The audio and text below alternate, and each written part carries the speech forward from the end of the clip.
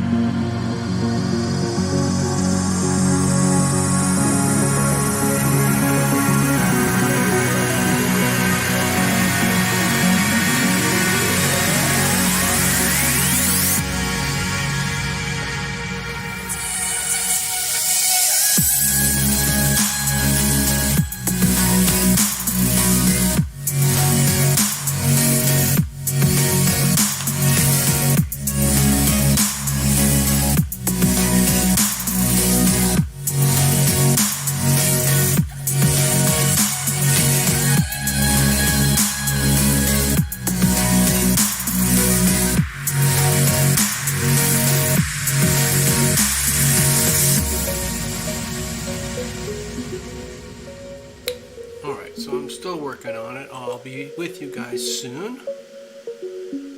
Okay.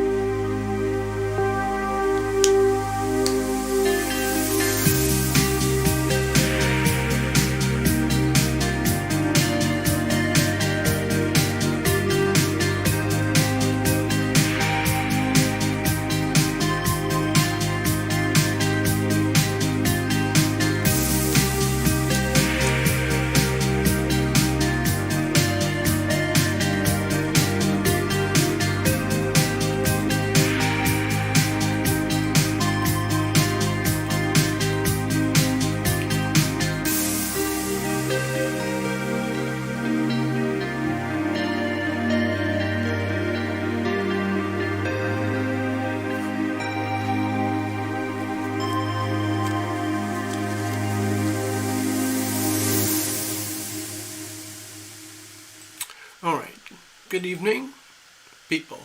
Hi, Gregory. Hello, Robin. Thank you for dropping by. It's good to see you guys. So, let me just put my notes together here. It is another Sunday evening in America. The moon is at Leo, early degrees. It's got a couple of days to live through there. Then it's going to swish through Virgo and then all the way through Libra. And at the very, very end of Libra, we're going to have that full moon. And it's going to be let's say, a very challenging aspect. Let's put it that way. To be mild. So we've got time to prepare. Let me just give me a second here. I'll put these back in a minute. Alright, so what I need to do right now, of course, is get a couple of magic post-it notes up there for you to get things started. I can do that. Let me do that now before I, lose it here. Okay. Robin's Realms Readings. There we go. Thank you, Robin. Very kind. I'll sort these out in a nice way a little bit later on. Gregory, thank you so much. Always a pleasure to work with you. I'm not writing things correctly. Excuse me.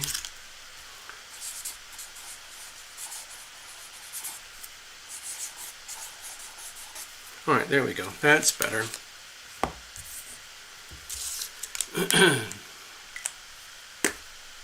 Oh, looks like the super chat's working. Let me go back over here. Alright, so actually, let me just say hi, hello and good evening first of all. Hello. Good evening. This is Lumination. 10th of April. Moon in Leo. Sun in Aries. Life is moving on. Things have shifted and changed it quite a bit, but certain things are becoming very compressed. I'll show you on the charts in a moment. So, there seems to be this never-ending theme of deception, betrayal, lies, and, let's say, illusions and delusions. There is the deliberate manufacturing of lies, deception, betrayal, and then there is the actual experience of being on the receiving end of betrayal, lies, and deception. And so, when you look at it, you can't, I say I always blame the planets for everything. Well, maybe I should say it a different way. I take account of the planets for anything and everything. Because the planets themselves are innocent. They're not trying to hurt anybody. They're just whizzing around in our solar system, just being who they are and what they do. Jupiter is a big gas giant. Neptune is a big gas giant. Saturn is a big gas giant. Pluto is a rock. Mars is a very hard rock. Venus is a rock. Where's Venus? I forgot to put Venus in over here. Sorry. There we are. Venus is a very hard rock. Mercury is a very hard rock. I just discovered something the other day. The way the planets work, there's the sun in the middle, then Mercury, Venus, then Earth, then Mars, then Jupiter, Saturn, Uranus, Neptune, Pluto. All right, so Mercury is very close to the sun, so you would imagine it would be the hottest planet of all. But I discovered that Venus is actually much, much hotter. And apparently it's because Venus has an atmosphere of some kind. I think it's carbon dioxide. And that locks in the heat, and the heat can't get away. So it just amplifies, like being stuck in a room with the door closed and no ventilation, and the sun is pounding on it. So that's kind of weird. The Earth, of course, is this extremely bizarre, unique planet in the solar system. I mean, everyone has their opinions about this stuff. My personal opinion is that there really is nothing else like planet Earth. There are possible lookalikes or potential this or that, but right now there isn't anything even close. Especially when you factor in what they call organic life, where you have these squiggly things moving all over Earth, like bacteria and viruses and amoebas and fishes, and then birds and reptiles and mammals. They're all swirling around on the surface of our planet, doing what they do, being born, living their life, and then dying, and then starting all over again. Then there's all the trees and the plants. Anyway, there's nothing else like it out there in the universe, and so we're special. We are special. We are very, very special. Cheers.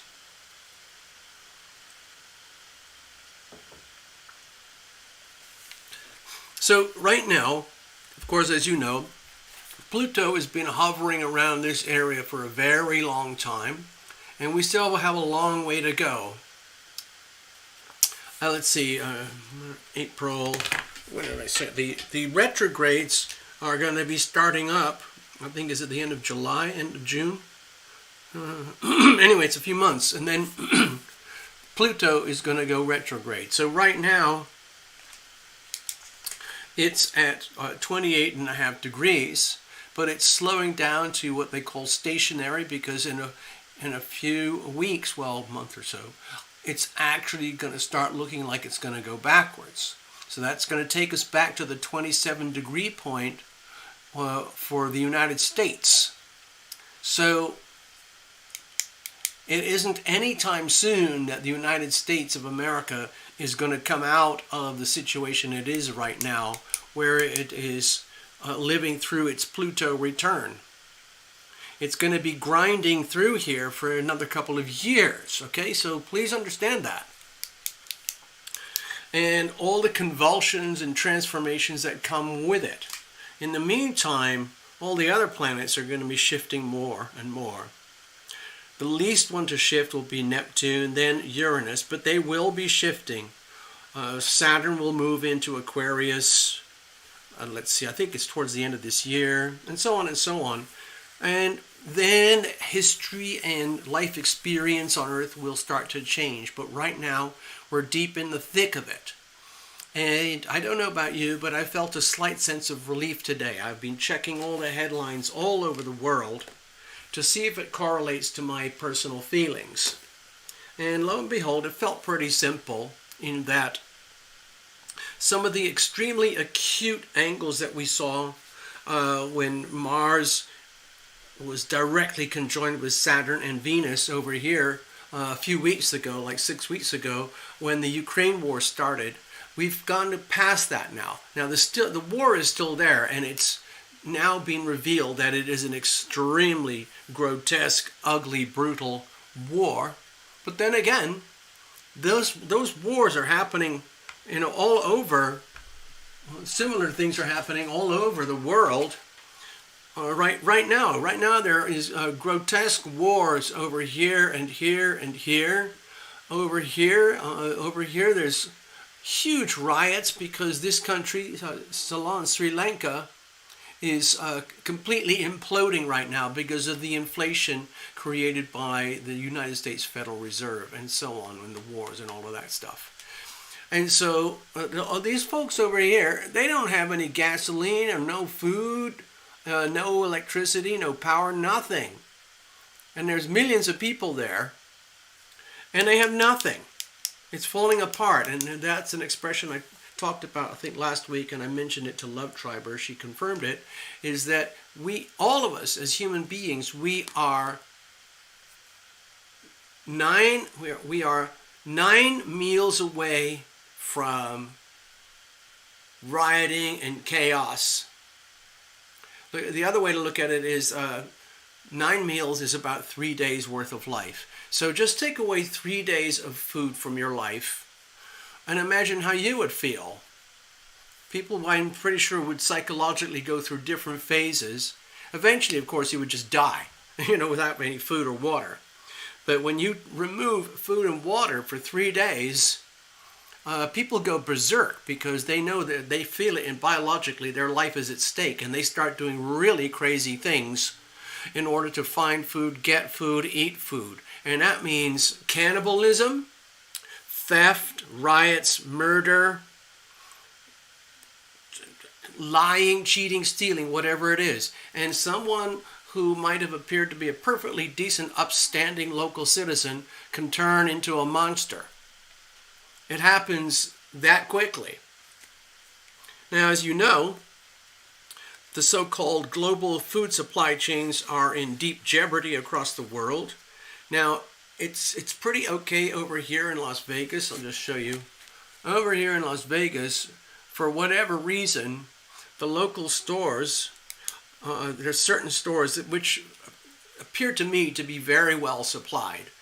There are some of the big ones like Sam's and Costco where you can see these big holes where supplies are just not keeping up with demand. Also, what's happening because the supply chains are shrinking is that Walmart, which has stores all over the country, Walmart just shut down 150 stores completely. What they're doing is that they're starving out the regional and the very remote stores because it's not worth their while. They can't support them anymore, and they are reallocating the resources to the bigger stores and the bigger population centers. There you go. That's how it all works. You also know, of course, that there's a lot of deliberate sabotage going on with the global food supply chain.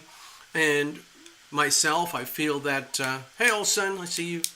All of it is what they call planned out. You can thank Klaus, Uncle Klaus, for that. And it is staggering what's happening right now on the global stage. Look at this over here. See this? There's an extremely tight conjunction here between Jupiter and Neptune. Now that's beautiful in its own way, so long as you just tune in and focus on the wonders of Neptune and Jupiter and Pisces type of energy when it's in the flow, and it's very beautiful and, let's say, inspiring and romantic, and you feel that there is a sense of divinity in your life in this world, and that there is such a thing as love and God, and it's true and it's real. Now, of course, there's a shadow side to all of this stuff, because it's just energy, and energy is expressed in very simple terms, either positive or negative. And it's up to us here on planet Earth how we interpret these energies and manage these energies. I call it energy management. I used to do, personal consultations for people on how to optimize their energy management systems. I haven't done it in a long time. But anyway, the shadow side of this energy here is that, you see, Venus is now here in Neptune, in Pisces as well. And within a couple weeks, it's going to be right here. So again, there's this potential optimism for beauty and wonders and love to spread all over the earth. Simultaneously, what I see is going to be the prominent, dominant theme. I'm sorry to pop people's sense of hope and aspirations and beauty and divinity, but what I see is even greater exposure of the squalor and the filth of all the swamp creatures who are recently becoming exposed in Washington, D.C. I'm talking specifically about Joe and his family, in particular his son, and their relationships with a lady called Hillary and that guy Bill, and there's a few other Bills as well out there who are very, very scary people. And what's happening is the true depth of basically treachery and treason is now being exposed. And it's so bad, the stories are so big and so bad, that even the mainstream media, that is the ABC, CBS, NBC, CNN, MSNBC, Associated Press, Reuters, and all those, they are very grudgingly obliged to report on this stuff because you can't hide it anymore. It's completely exposed and it's in the open now because this energy is very, very powerful. The swamp creatures have already been exposed. That happened a couple of years ago. And because the swamp was drained, as they say. That's the expression in Washington. And there was a fellow called Donald who is responsible for the draining of the swamp. And that's one thing, but what do you do after the swamp is drained and we suddenly realize that all these swamp creatures are swirling around trying to hide their deception and their evil and their betrayal of the rest of the world? There are hundreds of people up here in Washington who literally sell America out to the rest of the world. And the biggest traitor of all in those regards are people like Steve Cook and Bill Gates over here with Apple and Microsoft. They've basically sold pretty much all their intellectual property and facilities to here. China. Yeah.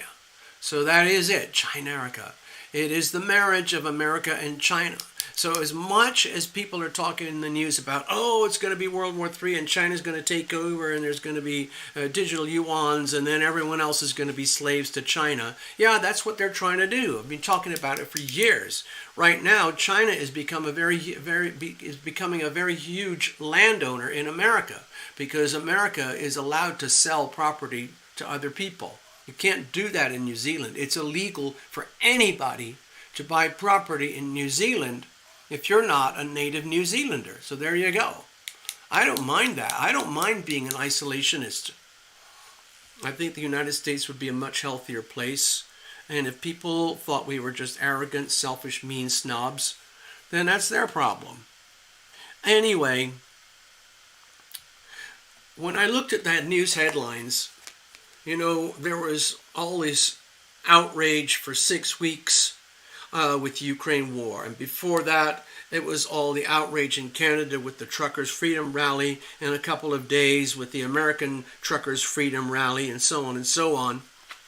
And then they had the Afghan wars, the removals and all of that stuff. So there's still a tremendous amount of turmoil going on, but it's not at the intense levels that was happening when Mars and Saturn and Venus were conjoined over here about 6 weeks ago. So it's kind of, you're getting a bigger, broader display of global headlines as all sorts of storylines unfold. There is chaos. There is chaos over here in Pakistan relative to India. There's chaos over here in Ceylon, Sri Lanka. There's chaos and blood and war all over here and here and here. China is still doing what it does, but it's not front and center headline. Everybody in the world had to see this one headline. They are still basically an extremely abusive, ugly totalitarian regime. Now, of course, there's a lot of people on the earth, well, not a lot, but when people get a taste of power and they understand what it's like to have so much power, like they can say this and then people do that, or they can sign a piece of paper and all of a sudden the world economy changes.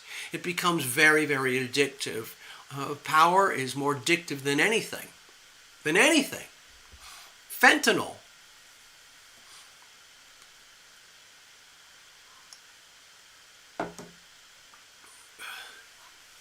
And what happens once they get a taste for power, it's very hard to let go. And so they immerse themselves deeper and deeper and deeper. And they find that the deeper they go into the world of power and claiming power, the more they have to sell and compromise their soul.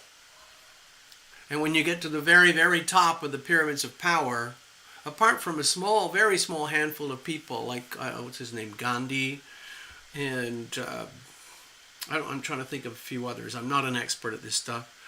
Where they're not in it for themselves. They're in it for the people.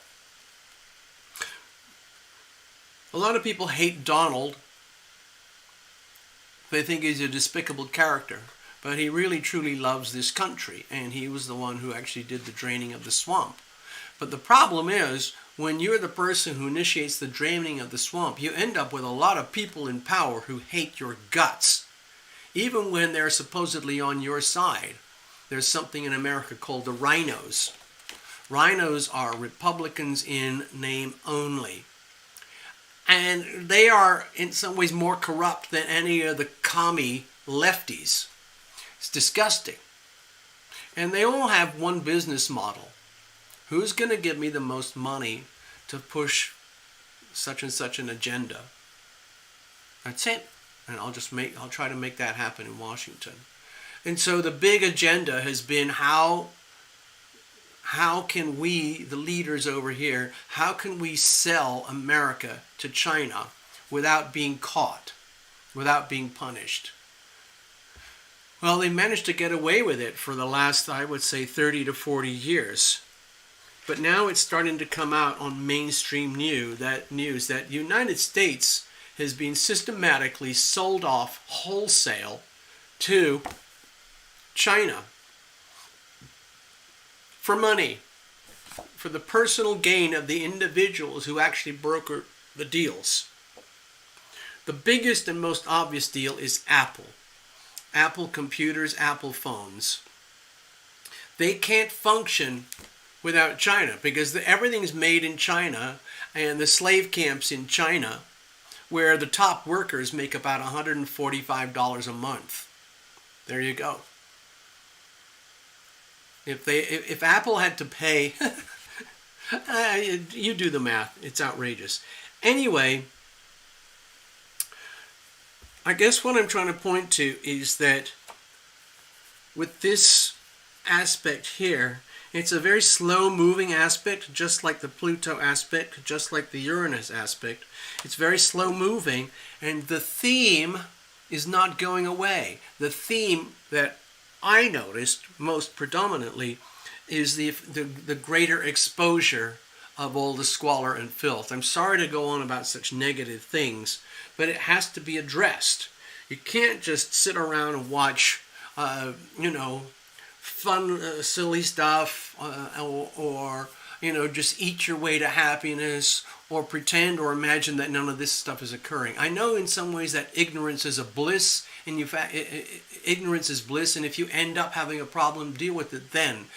My personal feeling is that because of the way my life is panned out, I have to be extremely acutely aware of the problems well in advance so that I don't end up being crushed like an ant underneath a bulldozer. And so that's why I kind of make this my business, because I don't want to get hurt. I want to live in love, So right now,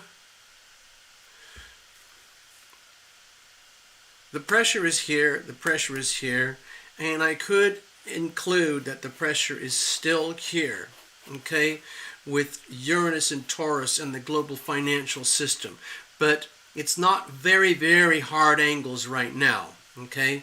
So I didn't put it, I guess I should put it in there because it's still a problem. So, like it or not, the global financial system is changing, and it is going to change. And the whole idea, as designed by Klaus and his buddies, I'm sure you've heard of them by now, the World Economic Forum, WEF. You can go anywhere on a computer and check it out. I'm not saying anything controversial. It's on full display for anybody on planet Earth to discover anything you want about the World Economic Forum. And the World Economic Forum has become an extremely big deal across the world because every global leader, every global bank, every global central bank, every global corporation is now in alignment with the World Economic Forum at the very, very tippity top of the elites who essentially own and control the world. You can think of things like BlackRock, Vanguard, Fidelity, all the major U.S. banks, all the central banks across the world. They're all partnered up with the World Economic Forum. The World Economic Forum is like an intellectual think tank created by this fellow Klaus. And he's an intellectual, and it's all theory. And the theory is what happens, just like, Trotsky and Stalin and all of that and all the communist agenda, is that wouldn't it be great if we just had one control system for the whole world and everybody just does as we say, because we're intellectual, we're extremely smart. Klaus is a professor and he makes all these beautiful presentations about how the world needs to have one central government control over everything and everyone. All basically modeled on his vision of globalized communism. Now, of course, he doesn't put it in those words, but that is exactly what it is. And it's all panning out. Justin Trudeau, he's a traitor, okay? If you just have to go to the World Economic Forum and do your homework and look at it, and you will vomit into your pants, into your dress, into your t-shirt, onto your desk, once you realize what's actually going on.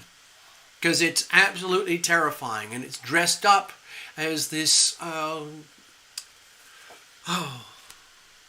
idealized, okay? Think of the idealism here with all the Neptune energy. Supremely idealistic about everything's going to be wonderful in the world so long as I am in control. Okay. A lot of people, I was talking earlier about power and the addiction of power. Once they start to go up that pyramid of power and up to the ladder to the very top, they start to realize, like, you know what? It's so cool having so much power. It would be even better if I had absolute power. And of course, that's where things go crazy, because power corrupts. The higher up the ladder of power that you go, there's more and more corruption. And when you go to the very top, it is absolute corruption. All you have to do is look at China, Russia, most of the Middle East, most of Central Africa, Zimbabwe, Venezuela, Cuba, all the other communist little micro-states here and there. And it's all... Ugh. I don't want to scare everybody. I mean, it's a beautiful thing that we have here. This is an absolutely beautiful alignment when it's expressing itself properly, and I'm sure we're going to experience something good about that. But typically what happens is that humanity can barely struggle to make it to the lowest level of frequencies and expectations. Anything above and beyond that is just a miracle. So a lot of times the default setting is the lowest form of expression of the planetary energy. So with Pluto, it is about power. It's about power, money, and control, and transformation. The death of one thing for the birth of the new thing. So in the United States, with Pluto here and the moon in Cancer, they call it creative destruction. So every time America blossoms with a new level of creativity, another layer of the United States is crushed and destroyed. The classic example is the automobile and Ford automobiles, the destruction of the American railway system, and it's replaced with the American automobile system. That's it. And before that, before the railways, it was the horses and carts. Before railways, which was the Industrial Revolution in the 1800s, before the railways, it was just horses and carts. And horses and carts worked perfectly well for thousands of years. Anyway, there's a lot of, put it this, going back to the beginning, the news headlines are that a lot of stuff has fractured and splintered because the intense focus on Ukraine has dissipated. The problem is still just as big and ugly, in fact, more ugly than ever imagined before. It's getting worse and worse and worse over there. The blood and destruction, they can't not report on it. It's leaking out. It's leaking like a sieve all over the media that cannot be controlled or contained by the global communication elites, hint, hint, Google, YouTube, ABC, CBS, NBC, CNN, MSNBC, and all that. It's leaking out. And there are a lot of Russian soldiers now who have been caught and captured, and their lives have been spared, and they are telling the stories of what it's actually like to be a Russian soldier in Ukraine. And it's very sad, it's very tragic, it's very barbaric. Let me go over here. Good evening.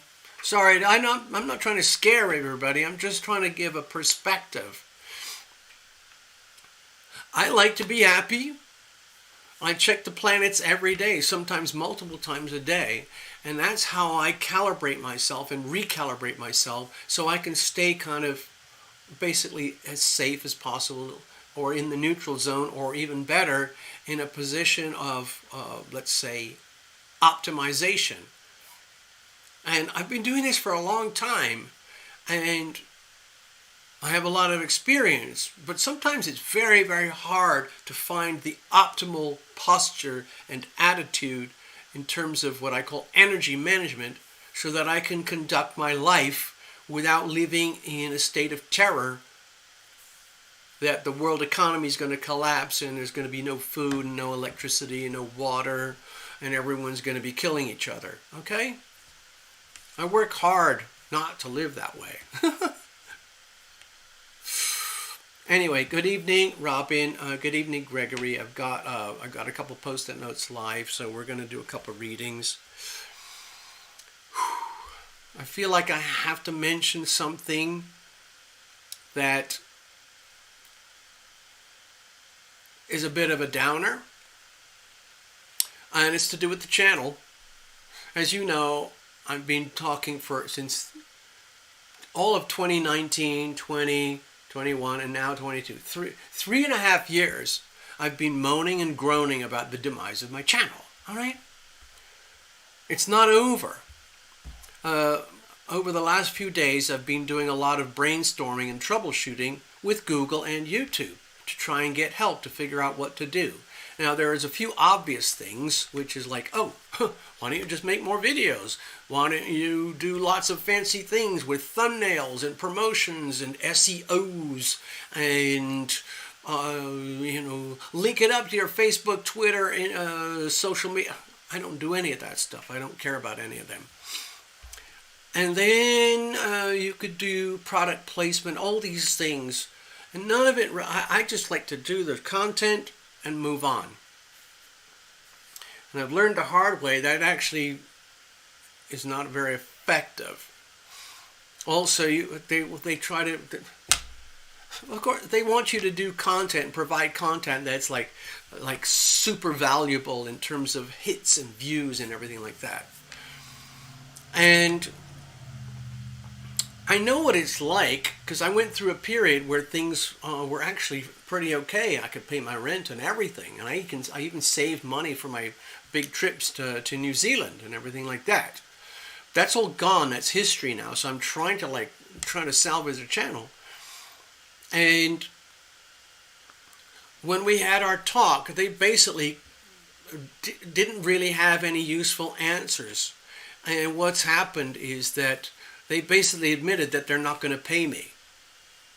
And the little tiny amounts of money that I was already earning from the channel, they're just not going to pay, because they have a dollar threshold on YouTube. And if you can't make enough money to reach that dollar threshold, whatever less than that, let's say you made 80% of your threshold or 95% of your threshold, but you didn't cross the threshold to 110 or 20 or 30, 100 or 500%. Anything below the threshold, they keep it for themselves. And they justify it by saying, well, you should be glad that we allow you to be on the platform. And so that's what's happened over here. So I feel horrible saying this, but Super Chat doesn't really work anymore. I mean, it works, but not one penny is coming back here. They used to deduct like 30% of it, but now they take it all. There you go. I just thought you might want to know that. Do I look bitter? Angry? Anyway, despite all that, I've got some ideas about what to do coming down the road in the future. It's probably going to be a long, slow transition, but I've survived this long, and I still like doing this. I want to keep going. So it's probably going to be a very, very long, slow, gradual shift and change, but I got some ideas. And I just wanted to let you know the Terra Lumination channel has now officially reached the rock bottom. Without actually just shutting down the channel, there's nowhere lower that it can go. The only revenue for the channel now comes directly from PayPal. I didn't even do the Patreon membership thing anymore because I don't feel like I have anything to offer there outside of what I'm doing right now. I'm so consumed by the rest of my life that I don't really have the energy to provide all the other stuff that I used to do. So eventually things are going to change, and hopefully there will be a revitalization. We'll see, okay? So in the meantime, I'm very grateful that you're here at all, okay? Okay, so let's have a look here. I'm going to get back. I've got to go over here. Okay, so good evening and welcome. This is Terra Lumination Sunday night live mini readings. We got a couple readings lined up, and so we're going to get onto that in a minute. Just want to show you one thing. You know, I keep going on about the big Pluto return for the United States here, and the last time this happened was around 1776. And so I haven't read all this yet, but I just took my big fat old book about the last 2 million years, fast forward to 1776, and there's this whole chapter here about revolutions that changed the world. And this whole chapter is basically coinciding and aligning with Pluto in Capricorn around 25, 6, 7, 8, 9, 30 degrees, okay? And at the same time, there was a lot of Uranian energy here, but it was very much about the energy of revolution. Also, this chapter here, Revolutions That Changed the World, coincides very closely with the chapter in astrology called Pluto in Aquarius, which is going to be about I think it's a 15 or 20 year transit, I can't remember. So during that time, which is coming soon, in 2024, we're going to have radical, revolutionary energy that isn't just happening in little pockets around the world right now. It's going to be globalized revolution. And what I feel is going to happen is that the real energy of the Aquarian theme is going to explode. It's going to be Pluto in Aquarius for humanity. And humanity is so connected now, you know, with smartphones and internet and everything like that, that it can't be stopped unless you shut down the whole of planet Earth and all the electricity, okay? So, what I feel is happening, that even though I talk about this scary thing called the World Economic Forum and the New World Order and Agenda 2030, which is this massive fantasy dream that is being actively propagated all across the world right now for globalized communism. Literally, one world order, one ruling body. Think the World Economic Forum, United Nations, World Health Organization, International Monetary Fund, the United States Federal Reserve Banking System, the Bank of International Settlements, and all the CBDCs, central bank digital currencies. That is all symptomatic of globalized communism. And they're trying to make it happen. But I guarantee that in a couple of years, once they start really, really pushing this agenda down the throats of the common person will revolt. There's going to be a certain population that's going to say, this is fantastic. I don't care. I love living my life under a dictatorship. Save me and I will vote for you. Well, tell me whatever I don't want to think. I do not want to think my life. Just tell me what to do, where to go, what to do, and how to do it, and you can own me. Okay? Now, there's a lot of people who don't like that idea. They want to live their own lives. They want their own sovereign self. And that's going to show up much stronger than it is now when Pluto actually moves through Aquarius here. That's like let's call it an 18-year journey or something. So during this time, there's going to be a repeat of this chapter of this book. Revolutions that change the world. One revolution is going to be social and political. Another one is going to be financial. Because when Pluto moves over into Aquarius in a few years, we're still going to have Uranus in Taurus over here, which is literally about radical upheaval and inventions and advances in global finance, okay? And your finances are very closely related to your sense of freedom and sovereign self. So it's going to happen. We're only building up to it now, and my feeling is that once humanity realizes that they're being betrayed and scammed into living under globalized communism, they're going to revolt and they're going to say, you know what, I don't want to do that. And they're going to run somewhere. They're going to find shelter, something to do, somewhere to go where they can revolt and reclaim their sovereignty. And it wouldn't surprise me if that was something to do with the finances so that you can reclaim and own your power in your life. And the only way that can happen is with cryptocurrencies, okay? So I'm just kind of giving you a heads up right now. Cryptocurrencies, especially Bitcoin, it's been around for like almost 12 years now. But that's still very new, and it's not going away. There's going to be a lot of advances in cryptocurrencies over the next few years, and then it's really going to take off in about 2025. And that'll go for about 15, 20 years. And by that time, the whole global financial system will be nothing like we see it today. Just giving you guys a heads up, okay? Anyway, there we go. I hope I didn't scare you too much. I'm going to put this aside. Look at this sign. It says, liberty or death. That's sort of like the bumper sticker they have in New Hampshire. They put it on their license plates. Live free or die.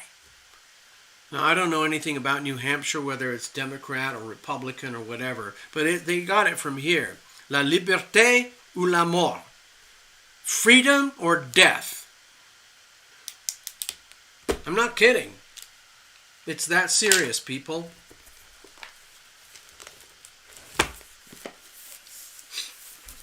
All right. Let's have a look here. I got to put these away. I got to clear the decks because we're going to start. We've only got 2 readings tonight. It looks like it's a very small crowd. Hello, Michael Olson, and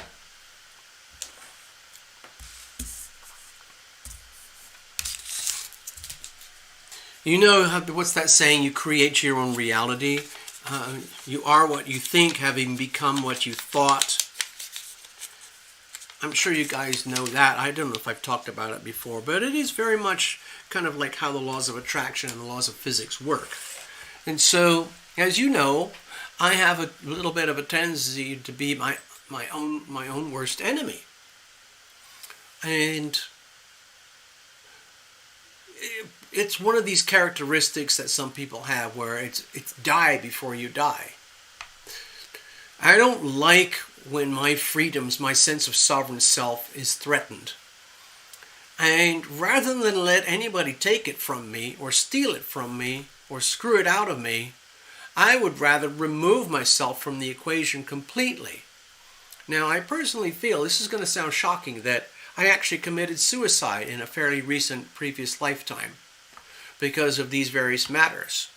I decided that I would allow myself to get killed, or actually fought for freedom to the point where I died, rather than live under the oppression of an evil monarchy. Think back to 1776. A lot of people died and gave their lives to save their loved ones and their friends and families and their future generations. War. We're living in war right now. There are lots of wars all over Earth right now. The big famous one right now, of course, is Ukraine. And for the last 20 years, we had all the Middle East wars. The Middle East wars are still going on, and there's a ton of shit going on down here in Africa. There's always problems over here, like with Burma and places. This place is very chaotic. There's a lot of internal warfare going over here in China because they murder their own people wholesale. There's a lot of chaos and death over here, especially in Central America, El Salvador, places where murder and crime and violence is just that's just how it operates. We have a lot of it over here in the United States. There's so many murders that happen here. And it's not because of the guns, it's because of the murderers. People murder each other anyway, whether you have a gun or not. Over here, it's a very popular sport, murdering your neighbor or your perceived enemy, but they don't often do it with guns. It's more likely to be just with a knife.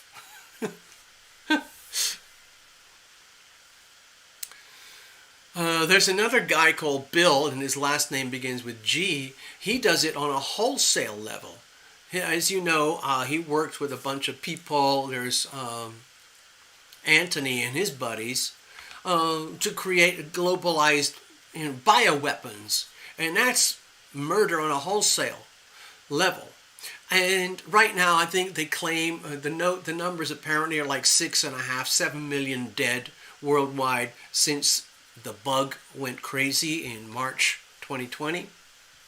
But the reality is that this is all planned, as you know, okay? It's all planned out. It's all part of the strategy to create global chaos and panic and death and destruction so that the globalists can come in and take over. Vote for me and I will save you. I am righteous, I am intelligent, I know more than you do. So just trust me, I will save you. All you have to do is put this chip in your finger here. Wear the mask when I tell you to do. Go here when I tell you. Do this when I tell you. And everything's going to be fine. That's it. It's really, really simple. Don't you understand? You stupid. Anyway, the real problem for the globalists is that we've got 7.5 billion people here. And they don't need them. We have about, I would guess, at least 2 billion humans that are surplus to requirement. They're literally just dead weight. All they do is suck up resources. Pee and poop and eat, and that's it.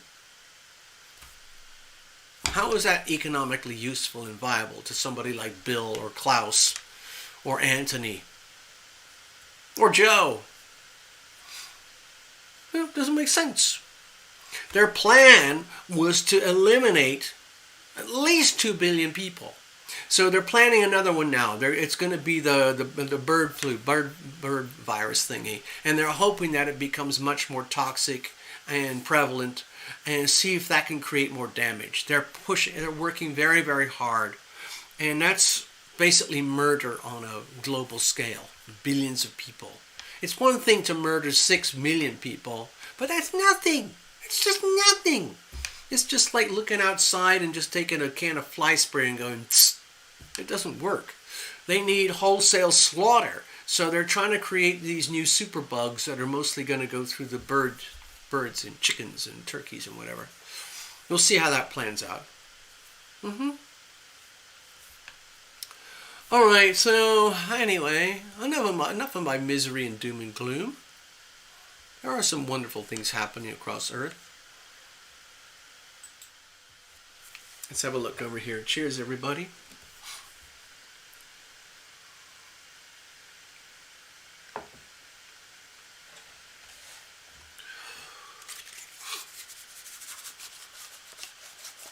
Some ways I wish I had a more professional way of doing things. Like, there are some of the channels that I like and watch and that I study. They're really, really good at these, like, I would say, kind of graceful presentations. And they're very, very good at censoring their language and staying off of these very tricky, awkward subjects, even though they have to, let's say, factor these subjects into their conversations and their videos and their teachings. And they are thriving. Some of the channels that I like, they are truly thriving, and they have found a way to do that inside the YouTube algorithm without being shut down or banned or targeted.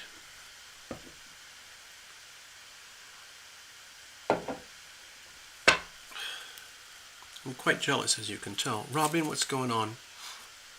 We're just going to go blind, give you a little mini reading here, okay? Cheers, all son. Thanks for stopping by. Hope you're doing okay.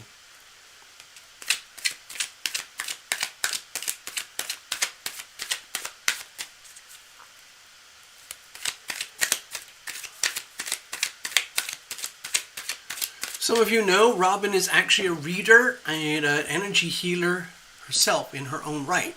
She's over there in Texas, minding her own business.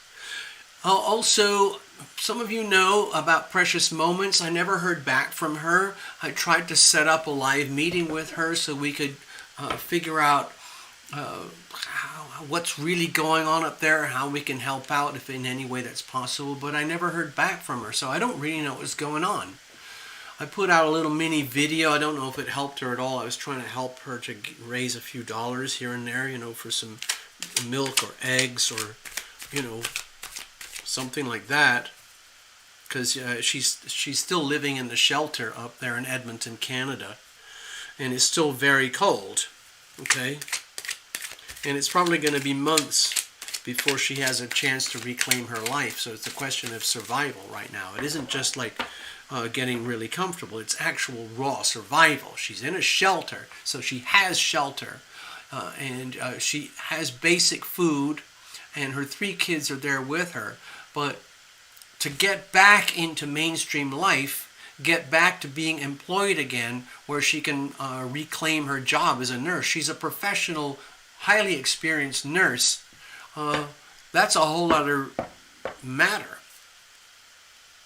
I wish I could do more from here. I wish I could just send out blank checks to everybody who needs help. Anyway. Okay, Robin, let's have a look what's going on. I hope your life is good. I hope you don't have too many leaky ceilings or frozen pipes or rolling electricity blackouts or anything like that. I hope you got food in your local supermarkets. I hope you've got gasoline in your vehicle, if you have a vehicle that uses gasoline, and so on. Cards are all actually well shuffled in advance, but I'm just going to the last second so that you're a witness, and it's very pure and clear. Okay, so let's bless this deck, bless every single card, bless the channel, the cameras, the lights, the electricity, the internet, the microphones, the providers, the platforms itself. Even though I moan and groan about it, it's a miracle that we can still do this at all. All right, here we go. We're going to do just a random live mini reading for Robin. What kind of messages do we have for Robin tonight? Okay, I'm going to do a really nice, well, it's not uneven, but it's a very bulky split. Okay, give me a second here. Give me a second here. It was a very big split in a way that I don't normally go. All right, so here's the situation. Here's the challenges. Here's how we're going to handle it. Let's have a look at the weather, the external influences. Of course, I always default to the planets. Ivona, greetings, good evening. Thank you for dropping in. I hope you're okay. How are all the little furry animals? Please let us know. Let's have a look here. So we got the King of Cups. Dear Robin, the way I'm feeling it for the King of Cups for you is that you're in a position right now where you can really tap into what I would call universal power that is out there for you. It's a very rich masculine energy. It's almost like the energy, just imagine, Robin, let's say you're living your life and you wish right now that you had a really strong male character friend in your life who was a true supporter, someone who really is there for you for thick and thin, when things are tough, when you need a shoulder to cry on, when you've lost hope, and when you feel weak and fragile and scared. My feeling is that the King of Cups is here to indicate that, dear Robin, whether you like it or know it or not, we can't prove it here, of course, on the channel, there is that energy there for you. It's surrounding you. It's almost like a benevolent, protective shield. No matter how bad things might be for you right now, in whatever aspects, weather, finances, health, love, relationships, pets, family, whatever it is, career ambitions, finances, all of that, don't worry about it. It doesn't mean the problems are going to go away, but please understand that there is a mighty force there with you and for you. It's just like, this is just something that you need to know. So you can like catch your breath and kind of go, oh my God. I worry sometimes because Robin, as a reader, you're very, very exposed to the astral realms, the multidimensional layers that are above and beyond three-dimensional life. And sometimes it's extremely hard to navigate in that world. And yet that's what you have to do if you are a reader and a healer of that kind. And sometimes those folks, those types of people like yourself, find it very hard to find an anchor or any kind of sense of normalcy in a three-dimensional world. You're okay. Okay, Robin? What's the situation itself? All right, with the Hanged Man, you might be like in this state of, okay, well, call it for what it is, suspended animation. Now, another thing about the Hanged Man is that it can be deliberate. It can be like a deliberate posture where it's almost like you can detach yourself. Like if you're not doing this already, okay, Robin, if you're not doing this already with the Hanged Man energy, the situation might call for the Hanged Man energy. In other words, if you're finding it extremely difficult to navigate your life, your world, in a way that, like it's like living a life with a compass, but the compass is not working anymore. It's kind of just going, what the hell is going on? How am I supposed to orient myself in my life, in my world, if my bearings have been lost or they've become unanchored or I feel unhinged? Well, instead of feeling that way, my feeling is with the Hangman, it's like give yourself permission to unhinge yourself. Like, I don't know if you've heard of this, but I learned this when I was a very small kid doing lots of sailing. I used to do a lot of sailing when I was a kid. Over here, let me see if I can show you. Over here is England. And I lived there for years, and I did a lot of sailing over there, out on the ocean around here and stuff like that. And sometimes, like when life or weather or things get very rough, there's two ways that people go. It's like, well, we have to tie ourselves down, set down the anchor, and just hold on really, really tight. That's one way of dealing with turbulence and things that make you feel unhinged. But there's another thing you can do where you realize, oh my God, things are so whacked out that the worst thing I could do is try to tie myself down to safety and security in the obvious ways. And instead, it's almost better that you cut the anchor ropes and you let everything free float. So like when the wave goes up, you float up with the wave. When the wave goes down, you go down. And that's very, very scary. And yes, the whole boat could get blown over. But sometimes, again, I'm not preaching this, but sometimes it's better to just let go and just basically dissociate, where you give up any sense of control or desire for control or mastery over circumstances, and instead just accept that there are certain things that are way, way bigger than you, things like the weather, and you just deal with it. Like, for example, if you had lived in a mobile home over here in Alabama or one of those places recently where they had a lot of hurricanes, and you knew the storm was coming, and you decided, I need to keep my mobile home. I'm going to lock myself inside, and I'm going to strap myself to a bunch of concrete blocks. Okay. That might be a death sentence. And so instead, you allow for the dissociation that comes with the realization, like, oh my God, my whole life is going to be ruined and destroyed over the next hour. And instead, what you can do is just either leave the area. Some people do that. They just get in their cars and drive outside and away from the storm before the storm actually hits. And they stay alive. The trailer might explode and disappear, but you're still alive to live another day. And that's kind of what I'm sensing with the hangman here. It's almost like it's a strategy for survival.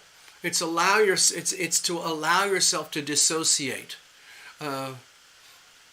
It's also something similar to what happens in a state of trauma or shock, when you can't handle what's going on in your life or the world around you, and you dissociate.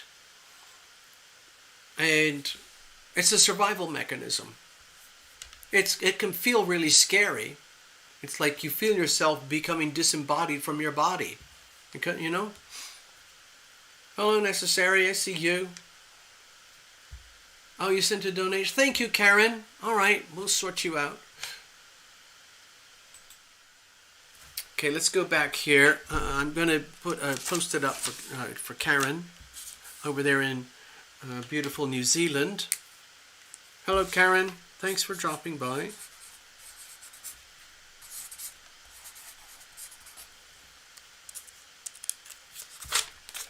So that's what that looks like.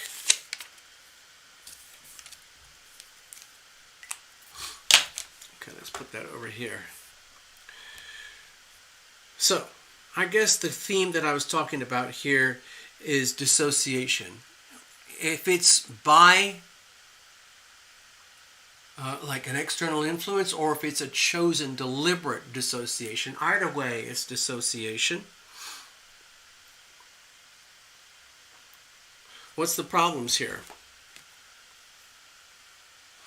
Oh, okay. So to me, this looks like a deep fear that there's nowhere to go. There's no one to turn to. Who can I talk to? Who's got my back? Who is there for me? Who out there is there for me? I am lost in my own wilderness. And yes, I can't help it. I'm a highly evolved spiritual being. And I have, for everybody who needs to know, Robin has her own channel. She does tarot and healing and everything like that. And I've been talking to a dear friend of mine about people who live in this world. So live in the realm of these, like, gypsy card readers, or what do they call it, energy healers, and yoga practitioners, and remote healers, and all of that kind of stuff, where you're dealing with energy healing, which is a kind of a different version of traditional medicine. Sometimes the people who practice this have a very, very difficult personal life, because the way they conduct their business operates way up in the higher frequencies. ESP, extrasensory perception. If you are a high sensory perception being, you might be one of those, Robin, okay? And sometimes you get to the point where you feel like it's terrifying. It's absolutely terrifying when you have those awakenings, like every now and again, oh my God, I am utterly and absolutely alone. I'm terrified of being utterly, absolutely alone, where there is no external guiding light, where there is no compass, there is no directing force, there is no love, there is no God, there is no anything. It's just a freaking vacuum out there. A vacuum of blackness and darkness. Oh my God, And that might feel very scary. Like a little child being sort of accidentally lost at night. They go out in a beautiful journey, and then they realize it's the middle of the night. I don't know if you've ever done that, but it gets very, very scary when you're a little child. Hello, Precious. I was just talking about you. Precious, Precious, we still need to schedule a meeting, okay? All right? I can't do that here tonight, but we'll schedule a meeting. So, Robin, look at all these cards here. They're all major arcana. So you might feel also, on top of what we've been talking about already, is that you might have absolutely no control of your life right now in the way that you would like to have, or the way that you might prefer. And instead, everything is happening through what you could call fate or circumstance, where it's just, it is like being, it's almost like being a sailboat way out in the ocean or fairly near to a shoreline, and there's a big storm, and are you going to try to rush to shore and drop anchor, or are you going to go out into the big deep water and just free float? Either way, it's scary, all right? And you don't have any control over it. So that it amplifies the fear dramatically. Sorry, I don't mean to scare you. How are we going to deal with this? Let's have a look. Okay, well, it might be that all this stuff we talked about here is self-induced. If you are at a point where you've reached a sense of disorientation or detachment from life in the world, and you're not sure if you can actually honestly tell yourself or anybody that you are guided, that you are protected, that you are loved, and that there are things like guardian angels and spirit guides and invisible friends. If you're scared of all of that, that it doesn't exist, and instead you are simply a woman on her own somewhere in Texas just trying to stay alive. Well, what this reading here is telling me is that this is something that you've created, something that you've chosen, and it is manifesting exactly right now in this point exactly as it is. Things are the way they are. Everything is exactly as it should be. And why is that so? It's because it can't be any other way. And so it's a question of how do you experience your life right now. And this is what we described here. But when I look at the Four of Swords here, to me it feels like the way to handle the situation is basically absorb this little mini reading as like a little nugget, just like a pat on the back, or like giving somebody who's really thirsty, just give them a glass of water, and tell them you're going to be okay. And just remember that, Robin, you signed up for this. I don't want to go too deep into the reading, but in order to be who you are, how you are, the way you are, and why you are, you have to have a certain degree of strength to live that life, okay? Because it takes a lot of courage to live at those frequencies. And so if you look at the reading in such a way that, wow, I created this. This is my life. This is my life exactly as it is right now. And if that is so, or since that is so, and circumstances are the way they are, and I might be scared, I might be lonely, or I might feel as though there's no one there for me, this is something that I've created. And you can shift and change everything by giving yourself a break. For example, Robin, you can when you think of what you do, very, very high frequency energy work, you can give yourself a break, come back to earth and think of really, really the basic things in life like food, water, shelter, comfort, rest, sleep, self-healing. It's time for you to heal yourself. It's so easy to get distracted in the healing processes or putting your energy out there to the world or for other people that you might not be aware that you might have gone out too far. You might have sailed too far away from shore and your compass doesn't work anymore and it's very scary. It's time for you to basically kind of go clickety-click. Do some magic on yourself. Give yourself a little bit of self-healing and come down to earth for a while. Hang out in three-dimensional life over here where it's things like food, like I said, food, sleep, nurture, comfort, maybe watching some YouTube videos or hanging out with some friends and family and just doing some really, really ordinary stuff that translates into self-healing, taking a break. Now, that could also include switching off all the media or whatever. To me, this looks more like it's about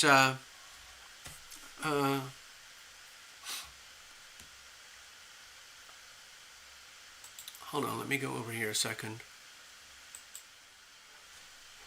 Robin, it looks, from the way I look at the reading, the way I'm feeling it, it's just like gross overwhelm. And almost this kind of energy and this reading is just simply a very gentle wake up.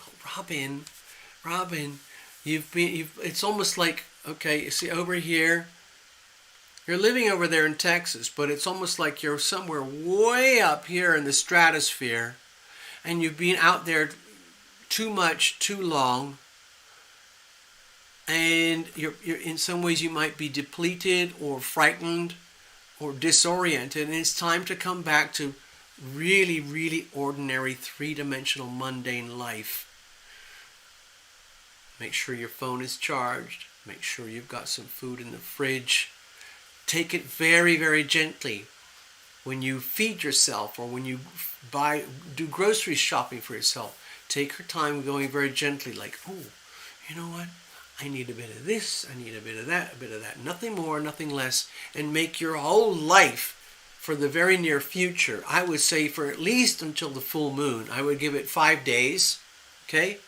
Roughly 5 days. What I would recommend here with this reading is just completely disconnect.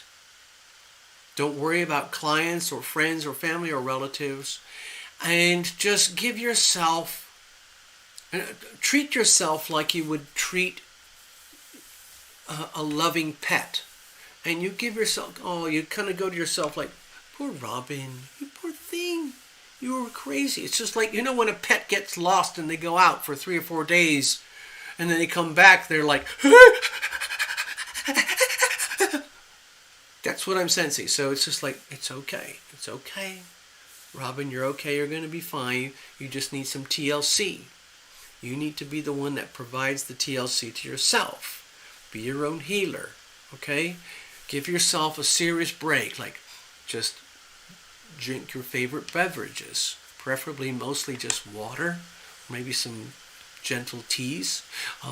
Eat some healthy food, get plenty of sleep and rest. In the meantime, maybe commune with nature if you're in a place where you can get close to some trees and plants and water and animals and things. Just do that. And if you can get like 9, 10, 11 hours of sleep at night for the next 4 days, that would be very good as well, okay? I hope this helps, Robin. Thank you so much for being here. Take care. All right.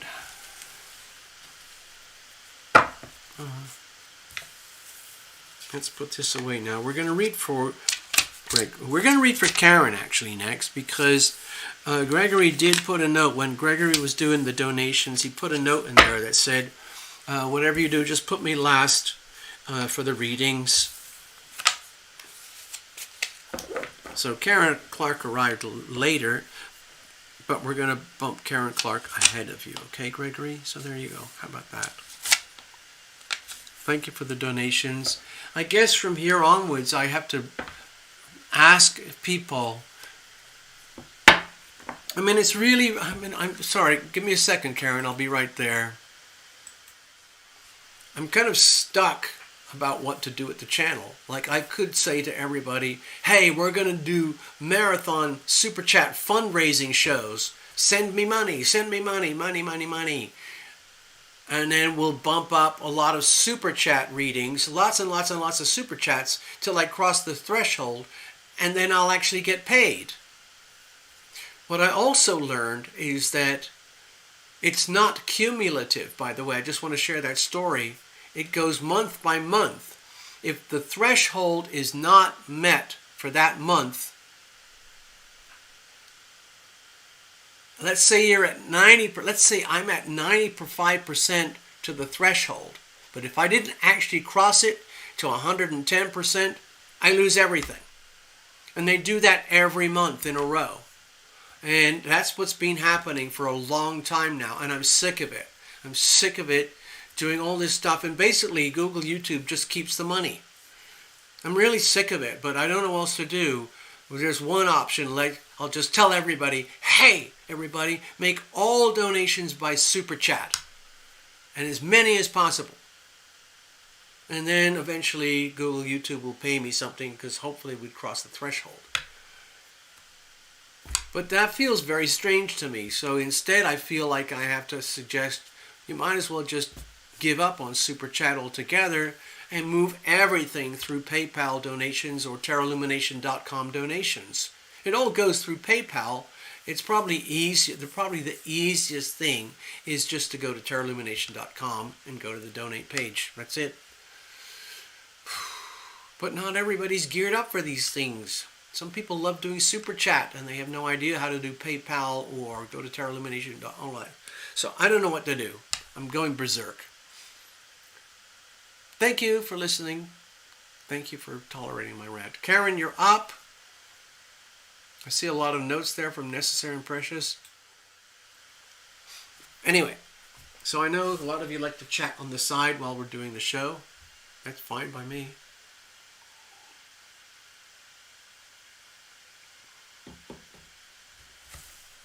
Karen wants to go wild. Karen, you got it. Your wish is my command. This is Zoltar speaking.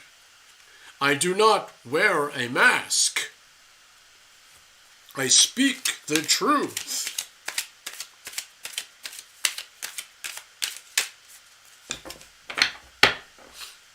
All right, let's have a look here.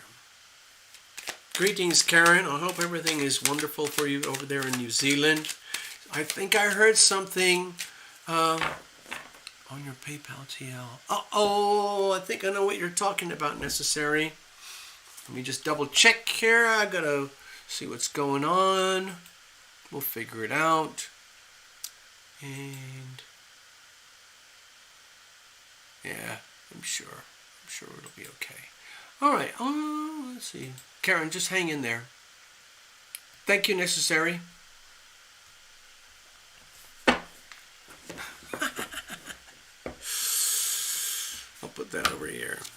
It looks like we're heading towards a reading for Necessary Truth. So, Karen, I know that you guys over there in New Zealand, you're starting to head into winter. So we're at that sort of pivot point where your autumn is our spring. So the weather patterns are getting fairly similar. Like right now, the cooler winter weather is starting to warm up. And for you, the warm, hot summer weather is starting to cool down. And we're kind of at this point of equilibrium right now.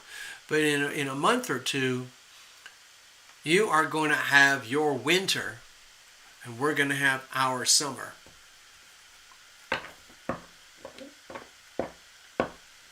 Have I told you that I love being in New Zealand? I think I mentioned that. Hello, Karen.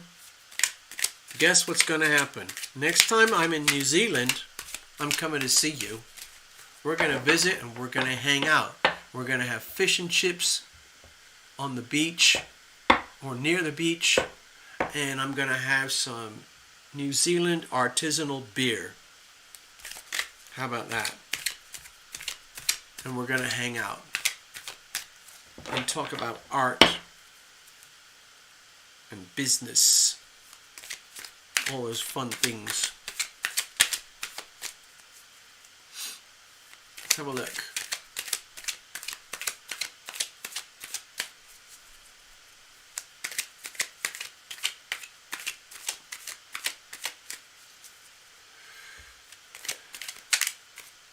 Okay, what kind of messages did we have here for Karen Clark tonight? Now, some of you know that we've worked with Karen quite a few times before. Some of you know that Karen is an artist and an artisan in business in New Zealand, specializing in the traditional Maori crafts. I think it's mostly to do with sculptures, basket weaving, and fabrics, and probably other stuff that I don't know about. Hopefully I will find out one day.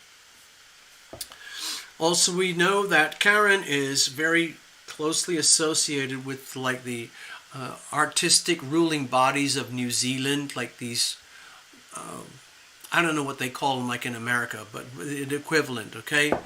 Where like the Department of Art or whatever. I don't know the... Anyway, sorry, I won't. I'll shut up, Karen. We'll make it just about you. I just wanted to kind of lay a little bit of background for everybody. Karen's up there in the north. You can't really see it. I don't think you can see it too clearly here. Maybe you can. So here's New Zealand. It's actually comprised of these two islands. Okay, the camera's not working very well. Yeah, there, look at that, okay? This is the South Island, here's the North Island. I have friends all the way up around here. And Karen is over here at the very, very tip of the pen, okay?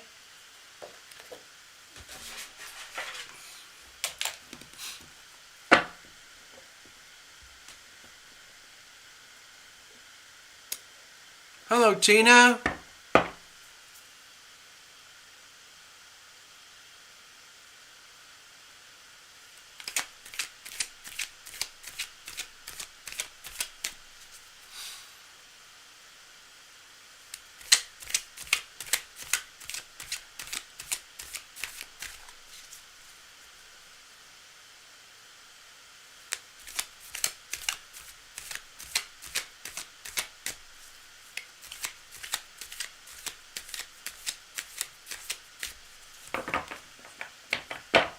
Alright, let's have a look.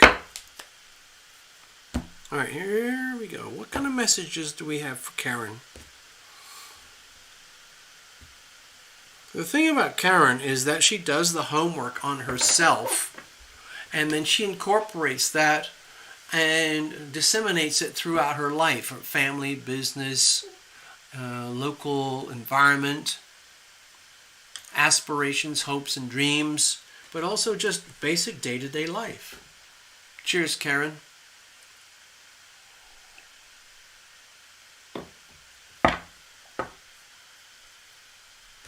All right, here we go. Sorry, I need to do a little bit more shuffling. Give me a second. I don't like it when I feel that the cards are not quite right. I need to feel very, very pristine. I know I use the same spread and the same cards over and over again. That might not be very exciting or high entertainment value for the audience and stuff. Maybe they want spectacles of like, we're going to do a 12 card reading and we're going to use a different deck every week. I mean, you know, there's probably a lot to be said for that, but it doesn't work for me, sorry.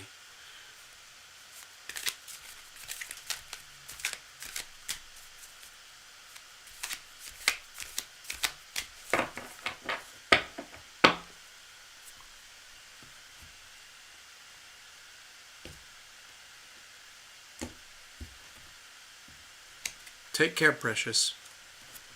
We'll connect soon, okay? All right, Karen, let's have a look. Here's the situation. Here's the challenges. Here's how we're going to handle it. And let's have a look at the surrounding energies and how they, let's say, appear to you. So we've got the Queen of Cups. To me, this looks almost like it's a reminder. Dear Karen, the way the planets are lined up, let's focus on the Neptune qualities, okay? The Pisces qualities. Let's focus on Venus in Pisces, Jupiter in Pisces, Neptune in Pisces. And let's focus on the healthy expression of these energies. Now, when I talked earlier at the beginning of the show, I pointed out more about the shadow side of those energies, which is, it's almost the stuff that I would talk about that I can't really talk about on the channel. It's so dark. But the beautiful side of it is the idealization, the concept, the belief, the feeling, the experience that love is real. Love is as love does. But it's important. Like, you know, I've talked about being a transceiver. Okay, so Karen Clark, you in your own way, you are a transceiver. You are connected with on the artistic realms, and you work with the local community. You are involved in the local community. And when I see the Queen of Cups here, to me this is a reminder that you're kind of a vortex. I have a few people in my life that I know who are what I would call carriers of vortex energy. They are literally transceivers. They are like the big transformers that you see on the electricity power cable lines. These big things that allow huge amounts of electricity to be transmitted all over the land, and then they have to dumb it down to whatever it is in New Zealand, 240 volts, so that it can go into your house and live your life and run your coffee percolators and your televisions and phone chargers and all that kind of stuff, and microwave ovens. But actually it's a huge amount of energy.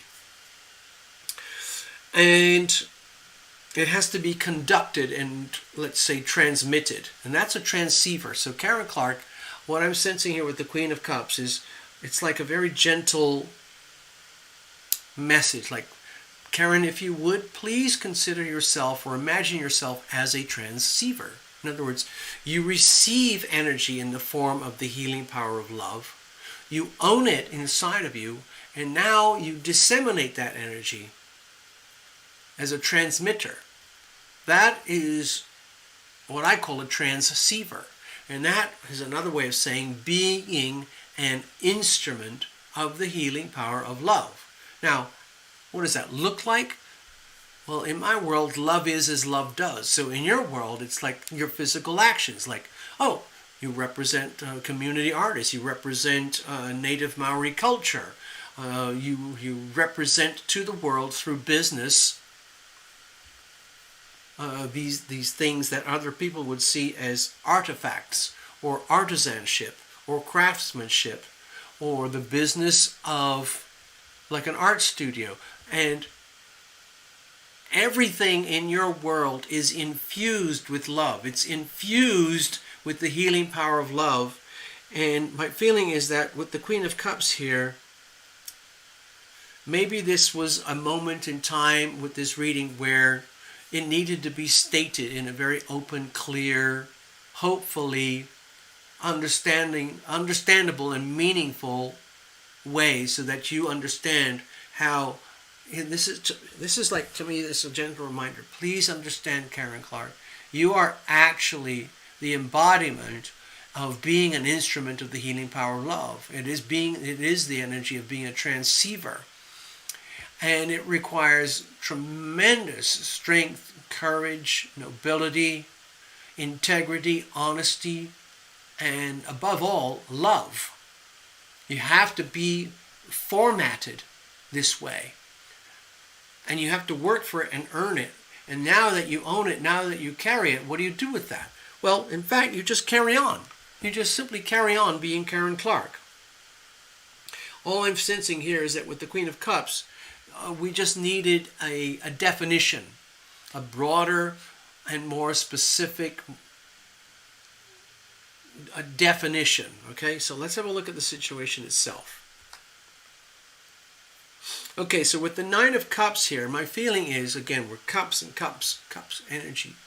The energy of love, the healing power of love. And this might sound very, very much like I'm trying to encourage narcissism, arrogance, selfishness, egomania. But it's not. Number one, Karen, love thyself. Okay? It is so, so important. And every now and again I mention it on this channel. Love thyself. Sometimes when I do those email things, I end up with, please don't forget, folks, love thyself, number one. It's actually, in some ways, technically very hard to do, because a lot of human beings are constantly undermining and compromising themselves in order to, let's say, get by or survive or thrive in a three-dimensional world. But there comes a point in life where there is no more room for compromise. Compromise is no longer acceptable. And then you get to this very awkward position like, oh my God. TL is actually saying something that sounds really preposterous. Love thyself is number one. In other words, it's almost like your day job, Karen, your day job is to be happy from the deepest part of your soul, and understand that is your responsibility and your day job. Constantly doing what is most loving. Love is as love does. We're talking about actions here. And so doing the loving thing, being the loving thing. Now, what does that look like in your 3D life? Does that mean like, oh my God, I have to get up extra early to do the shop stuff today? Or, oh my God, I have to do all these extra things outside of my career just to keep life going? Or, oh my God, like, you know, all the negative stuff. The other part is like, the way you could look at it is like, you know what I need right now? I need 10 minutes for myself. I'm going to go for a walk. I'm going to leave the house. I'm going to leave the store, the business. I'm just going to walk down the street, look at some animals, some people, some plants, the grass. Take a walk up to the, the shoreline or something. Just look around and then be grateful, understand like, oh, I see what TL's talking about now. I am an instrument of the healing power of love. And in order for me to be that and live that, I have to love myself. Number one. Otherwise, this doesn't work. None of this works.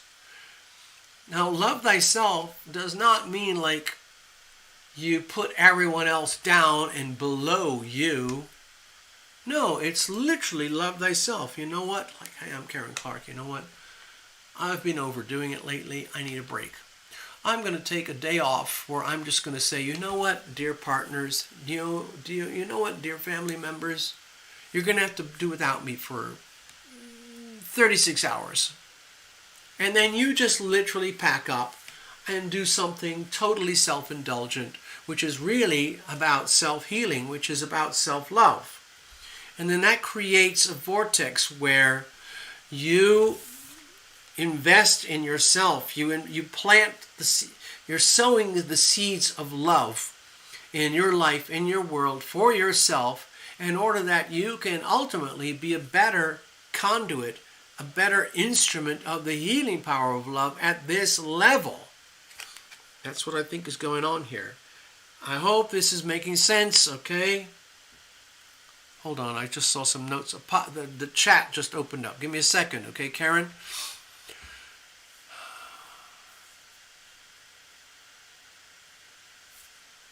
Lorraine from Cleveland, Ohio. God, I remember Cleveland when I was a little kid.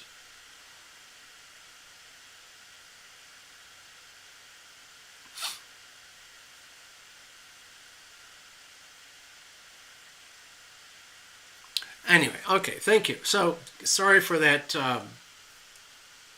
blackout there for a few moments, Karen. A couple of things just popped up in the chat and I felt compelled to check in.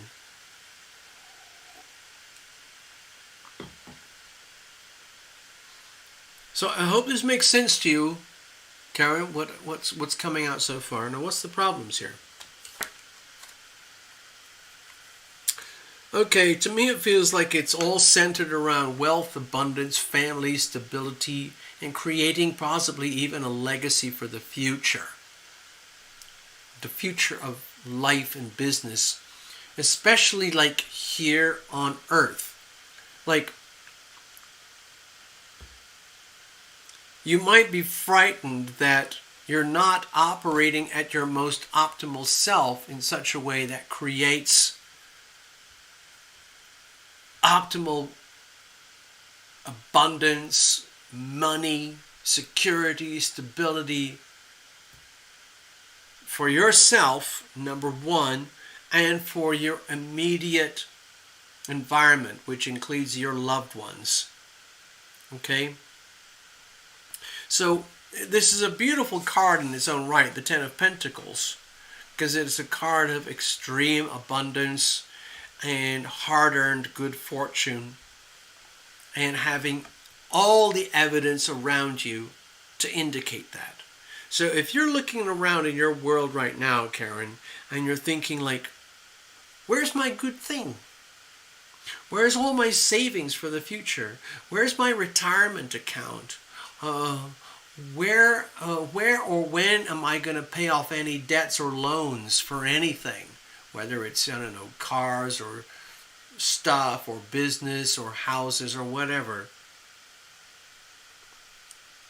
How am I going to keep going for myself and for my family, my loved ones, my whole world? How am I going to create a legacy or an inheritance? What happens if I have a lot of problems and I can't keep my world going, okay? Okay? Hold on, I just got to click on something with the chat. Right. So, sorry, I'm just clicking around here. Give me a second, okay? All right, Karen, sorry. Bunch of technical stuff. I have to run 5 softwares simultaneously to do the show the way we do it here. So there's a lot of knobs and buttons to press, okay? Anyway, so with the Ten of Pentacles here, you might feel that deep down there's this very, very, very uncomfortable feeling about long-term stability and comfort and security and wealth and finance for yourself, number one, and for your loved ones, like partners, children's, relatives, aunts, uncles, pets, all of it. You might feel that it's all heavily at risk right now. Like, you know, whatever it is, the economy in New Zealand or the world is falling apart. Oh my God. You know, whatever it is. So how are we going to deal with this going forward? Remember, this is just fear, false evidence appearing real, F-E-A-R. So how are we going to deal with it? All right, so with the Three of Swords here, now remember, this is not a Cups card. This is actually a Swords card. So it probably is felt very much intellectually as severe betrayal and damage. Like you have been screwed over. You have been hurt above and beyond repair. When you have already done your best, and that doing your best and being the most loving version possible of yourself, that's your default setting. But for whatever reason, it looks like there's a lot at risk right now, and it could be a family dynamic. It could be the home, or it could be the business. It might feel that either your home or your family or your business or both are in deep jeopardy, and you've literally been stabbed in the back and betrayed and undermined and destroyed by external influences. Now, I'm not saying that's what is going to happen. When I see the Three of Swords here, to me it's an indication like it's very, very important to understand and wake up and realize, like, if you have been living in a state of mind where you're willing to forgive and forget the way that some people treat you in your life, in your world, that could ultimately, create problems for you in terms of long-term survival and wealth. And so it's incredibly important when I see with the Three of Swords here, is to understand and accept that there are certain maybe people or circumstances or situations, organizations or whatever it is, a certain person who has either deliberately, well, to me this looks deliberate. They, as a group or an individual, have done or they are doing what they can to destroy you, because that's how they prosper. So forewarned is forearmed. So when I see the Three of Swords here, my feeling is that the way to handle the situation, like if you're really scared that things might be falling apart financially or with business or family or whatever, and it's happening no matter how much you have been a good, loving person, it's important to forgive yourself and understand that you're not other people, you're not them, you're not responsible for how they feel about you or how they treat you. They are who they are and how they are and the way they are. And if what you are sensing is that you have been completely, utterly betrayed, destroyed, backstabbed, then that is what it is. You might not deserve it. I'm sure that you don't. But if that's what it is, then the important thing is to be very honest and truthful and deal with the facts, deal with the information. And if that's how it is, then that's how it is. Everything is exactly as it should be. Luckily, there's a tremendous amount of love here for you. It's kind of like it's in the bank. Now, I'm not saying it's going to heal the immediate wounds, but with the Three of Swords here, to me it looks like it's very, very, very important to acknowledge and accept the pain of whatever this actually is for you. If it's a business betrayal, a friendship, a partner, a child, whoever it is, it's probably another person or group or institution or something, a co-worker. I don't know what it is, but you'll probably identify with that. The way to do it, the way forward is to be brutally honest with yourself, because the chances are you don't want to see this, you don't want to know it, you don't want to admit it, you don't want to have to deal with it. So it's almost like you don't want this card here. You want something wonderful to happen. You want Tarot Illumination to say, everything's going to be great and you're going to be cured. Okay? So, Karen, what I'm sensing is that, oh, look, you know what? On this map, the way it shows here, you can't actually see New Zealand. But New Zealand is actually right about here. Okay? Australia is here, but you can't see it. New Zealand is about another 2,000 miles over this way. Anyway, Karen, with that 3 of Swords there, do not despair. My feeling is the way to go forward is to see things for exactly what they are. See the facts, the information, the communications, the truth for what they are. If you have been maligned or betrayed or backstabbed or viciously hurt in some way or another, and by vicious, it could be a very subtle form of vicious, but it's still vicious. It's very important to acknowledge that and let it come into your full consciousness so that you can deal with it. Okay? The worst thing you could do now is bury that energy of the Three of Swords. So I think the purpose of this reading is to bring into full awareness that there is something very, let's say, unloving that is either going on or has just recently happened.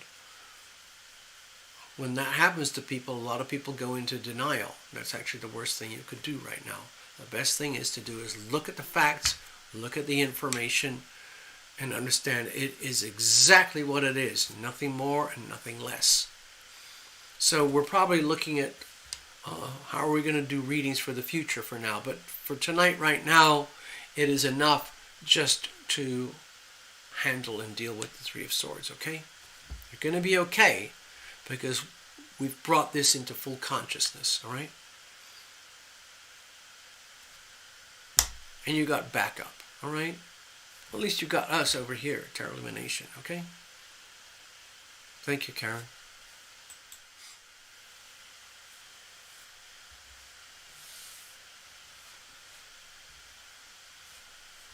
All right, Karen. So I just got to check something because something happened there with necessary truth. Give me a second here. I want to find out what is going on. Okay, got it. All right, so we're good. We're good, people. So guess what? Gregory, there's another one jumping ahead of you.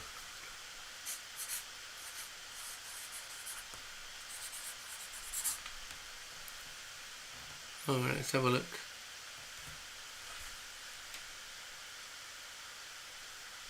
All right, here we go. This is good. Okay.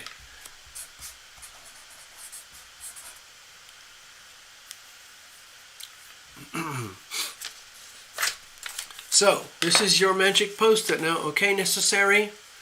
And I'm going to put it straight up here. Gregory, of course, is now going to move over here at his request.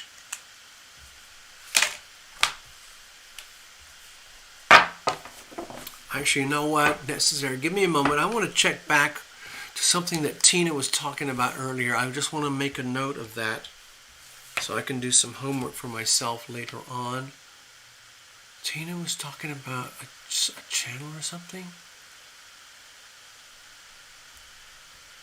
Peter Lancaster.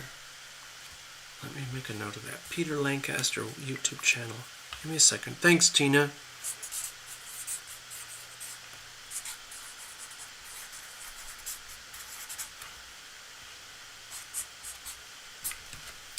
So I'm going to put a big question mark here, okay? So Tina, I will check that out for my own education. All right, it's right here. So I'll get back to you, okay? See what happens. All right, so we got to clear the decks here. We're going to read for necessary truth right now. I need another beverage. Cheers, everybody. We're going to top this up in just a moment.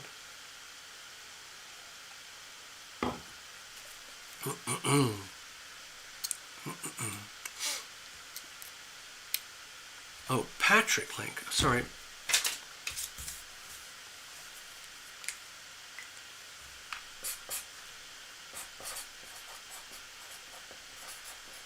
All right, got it. Thanks, Tina.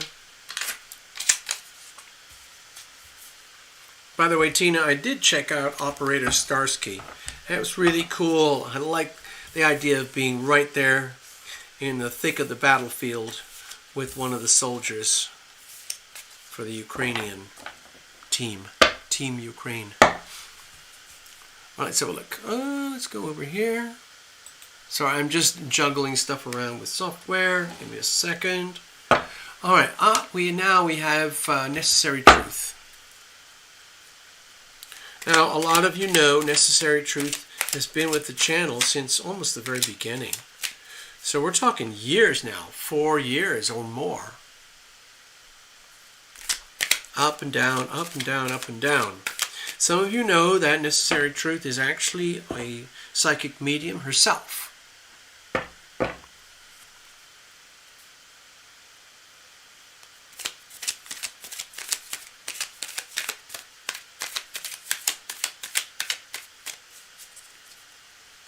All right, let's. I just want to keep shuffling because I want to make sure we've got a nice, sweet, clean, clear deck for you. Okay, Necessary. So, what kind of messages do we have here tonight for Necessary? I wonder if. Oh gosh, what's the name of her? Those two really close guardians. Is it Chris and John? Chris is the Joker, and John is the serious one. Is that correct, Necessary?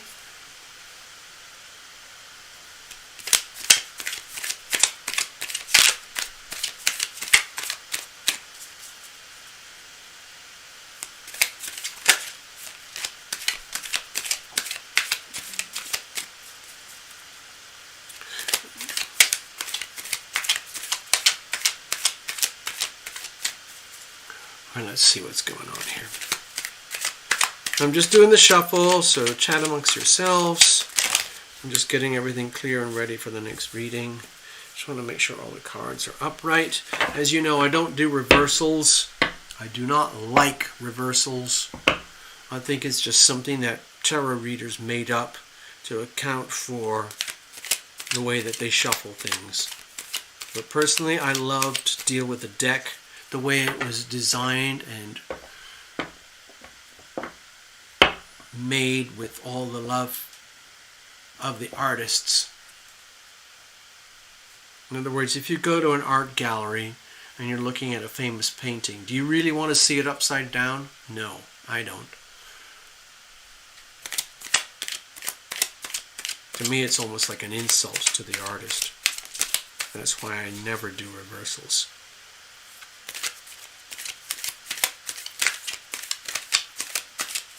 Okay, the cards are very fluid right now.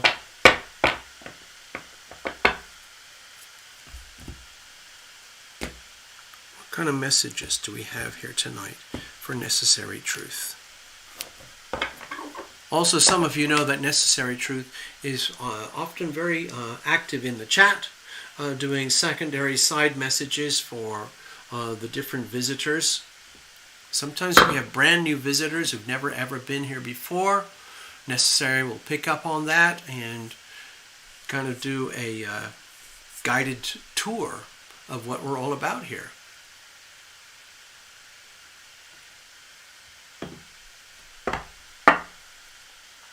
All right, I'm going to...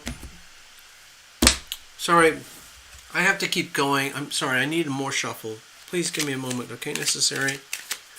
We're in a very good spot. I just like things to be really pristine, okay? And if I have even the slightest doubt, then I just have to keep shuffling. Okay, here we go. We're good now.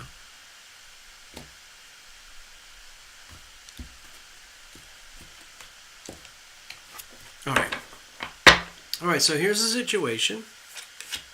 Here's the challenges.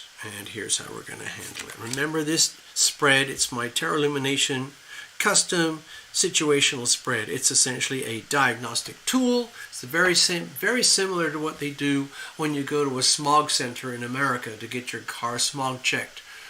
Or it's also very similar when you go to an auto tech shop and they want to know what's going on with your car. They plug in the diagnostic tool. The diagnostic tool over at the local place here it's a $3,500 machine, and then they have another one that's about $5,500 where they use it for the European cars. The American cars, it's about a $3,500 machine. This deck does it all, European and American. Okay, let's have a look. So with the Five of Swords, So my feeling with the Five of Swords, we're kind of dealing with the subtleties of what's going on here that I pointed out in the charts and the messages earlier. The moon is in Leo right now, and in a little, what is it, about a day and a half or so, tomorrow the moon is going to be right here in Leo, hard opposition to the energy in Aquarius. Now the Leo-Aquarius opposition can be quite volatile. They're both fixed signs, and in the shadow energy, the Leo energy, in unhealthy expression, is very much about arrogance, abuse of power, narcissism when challenged, like an overinflated ego type of energy. And of course there's tremendous challenge because Saturn and Mars are conjoined here, directly opposing the moon. So to me, I mean, I don't know what the other astrology channels are going to say, but by tomorrow night, Monday night here in the United States, that'll be Tuesday morning in New Zealand, this axis is going to be very lit up, and it's going to be in a very hard square with Uranus and Taurus. I see a lot of volatility there, okay? And it's a perfect setup for fuses to blow with interpersonal relationships. Why do I say that? Because of the opposition here. By definition, the dynamic of interhuman relationships will be front and center. Okay? And it's very fixed energies. Aquarius, Leo, Taurus. Very, very fixed. So that's like a setup for very rigid adherence to one's own beliefs and opinions and truths, subjective truths, as opposed to universal truth and what is happening for everybody. So my feeling here with the Five of Swords, dear necessary truth, be aware that over the next couple days or so, certainly by Monday night in America, it's a perfect setup for futile conflict, for being in a situation where you might feel personally very challenged by an external influence from another person, and then that you have to defend yourself. But that takes you down in your vibrational frequencies, but you still feel like you have to do it anyway, and that just makes the problem worse. And then you end up as a lose-lose situation. In other words, the more you try to protect and defend your subjective truth, and let's just say it's closely aligned with universal truth, the more likely that you're going to feel resistance to the point where it's what I would call futile conflict. It's like having a conversation that not only goes nowhere, but just turns into verbal combat. Ego versus ego. Nothing to do with actually trying to help resolve a situation or a problem. So I'm not saying that's you energy. What I'm suggesting is that energy is out there, and think of this as a weather report. You need to know that the whole of planet Earth is at risk for that lose-lose dynamic, clashing egos trying to prove themselves and hold themselves against opposing opinions, against opposing subjective truths, like my truth is more important than your truth. Well, excuse me, but my truth is the real truth. Your truth is just a bunch of opinion. Do you see what I'm getting at here? Necessary? Be very forewarned is forearmed, okay? Best thing to do is just retreat. Retreat from the battlefield of life when you see this here. So what's the situation itself? Okay, to me it feels like it's like you're trying to create a new order in your own life, in your own world. A new set of rules for how you want to conduct your life. Like out with the old, in with the new. Like it's time to create a whole new rule book. Whatever you might want to call it. Your own constitution. Your own set of mandates that are appropriate and healthy for you. Number one, you. Not anyone else's mandates, not anyone else's impositions of what could be like a political system, a belief system, a religious system, a code of conduct and behavior that is not yours. Instead, when I see this with the Hierophant for you, is that it's almost like it's very important that you stay true to your personal mandates, your personal codes of conduct, no matter what. Okay? Because you might be getting challenged. And you are the ultimate authority of you. So, of course, if other people can't handle that, for example, love, life, workplace, relationships, friends, or family, if they can't handle it, if they can't handle the energy of being around someone who is their own authority, who lives according to their own sovereign rule book, according to what they know is just and right and true and honest and what works for them, if those other people can't handle it, that's their problem. And that's sometimes what happens with people of power. So, dear necessary truth, there's a lot of power also associated with this card. And some people feel threatened by this much power, especially if you live it and you own it and you contain it and you respect it like a Bible, like a set of commandments, to the point where this is how you define your life. Living by a set of codes and rules of conduct that create meaning, purpose, stability, value, love, truth, honesty, stability, reality. It's incredibly useful and important and valuable to have a set of rules. All right, let's see. What's the problem here? Because you might be challenged in this way. Okay? Especially if you're experiencing external hostilities towards your set of rules, your standard operating procedures. STOP. S-T-O-P. Have you ever heard of that? Standard operating procedures. Is that right? S-T-O-P. Standard. I guess S-T-O-P. Oh, anyway, never mind.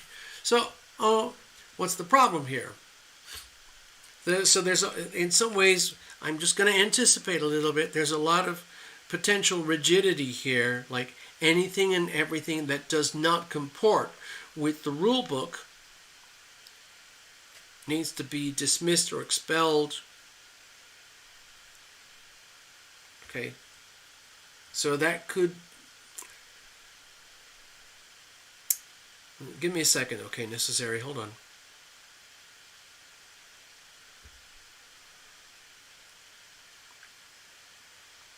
Okay, here's what I'm sensing. Another thing about the Hierophant here for you, necessary truth, is like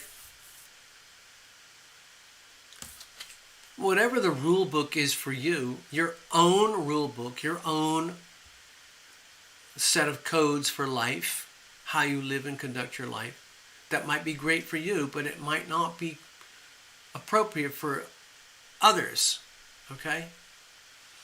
Now, if it's not appropriate for others and they can't handle it, that's not an indication that it's time to go to war with a perceived enemy. Or it's not time to go to war with someone who perceives you as an enemy. Instead, like, you mind your own business. You stick to your own codes, your own truth, your own protocols of life. And that's just how it is. Live and let live. Someone else might have a completely different set of protocols, and they have every right to do that. So we get into the issue of universal truth, like laws of nature, like laws of gravity, versus subjective truth. In other words, what I say is true. What I say is not true is not true. That's a whole different world. So what's the problem here? All right, so my feeling is that you might be dealing with a certain life experience, whether it's personal relationships, business, or like trying to create order and stability in your own life, where you're starting to realize, like, no matter how evolved I am as necessary truth, and the fact that I can do mediumship, and you're actually really good at that stuff, and let's say you're just you living your life, and you've come to this point where you realize, wow, okay, not only do I have a set of codes and belief systems that provide rules of the road, like a driver's instruction manual, anything outside of that might be incomprehensible. And if you're going through situations or experiences or relationship dynamics which are making you have to question your own protocols, is almost like going back to elementary school and going back through the basic tenets of life, how you conduct life in the rule books and so on. You might be feeling like, oh my God, I've been caught off guard as innocent and maybe not as evolved as I thought I was or believed I am. Also, not as able to be loving and be loved as I thought I am, or as I knew myself to be. And then there's that, to me it feels almost like this slight sense of shame in that, my God, I didn't realize that I'm still actually very innocent in certain parts of my life, in certain parts of this world and how life is conducted. I might be an expert in terms of wisdom and knowledge and how life works, in how I can, like how I, necessary truth, can, let's say, set the standards or represent really universal, strong protocols that are good for everybody. And yet here I am today in this little mini reading, realizing like there's certain aspects of my life, in other words, little tiny compartments, where you're realizing, oh my God, I'm actually quite vulnerable, I'm actually quite innocent, and I have to admit I don't really know all the answers. Oh no! Ooh, dear, oh dear. So what are we going to do about that?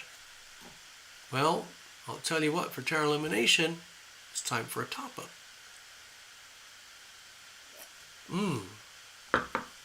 Stay right there.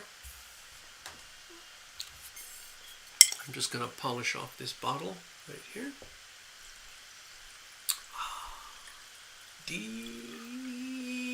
Delicious.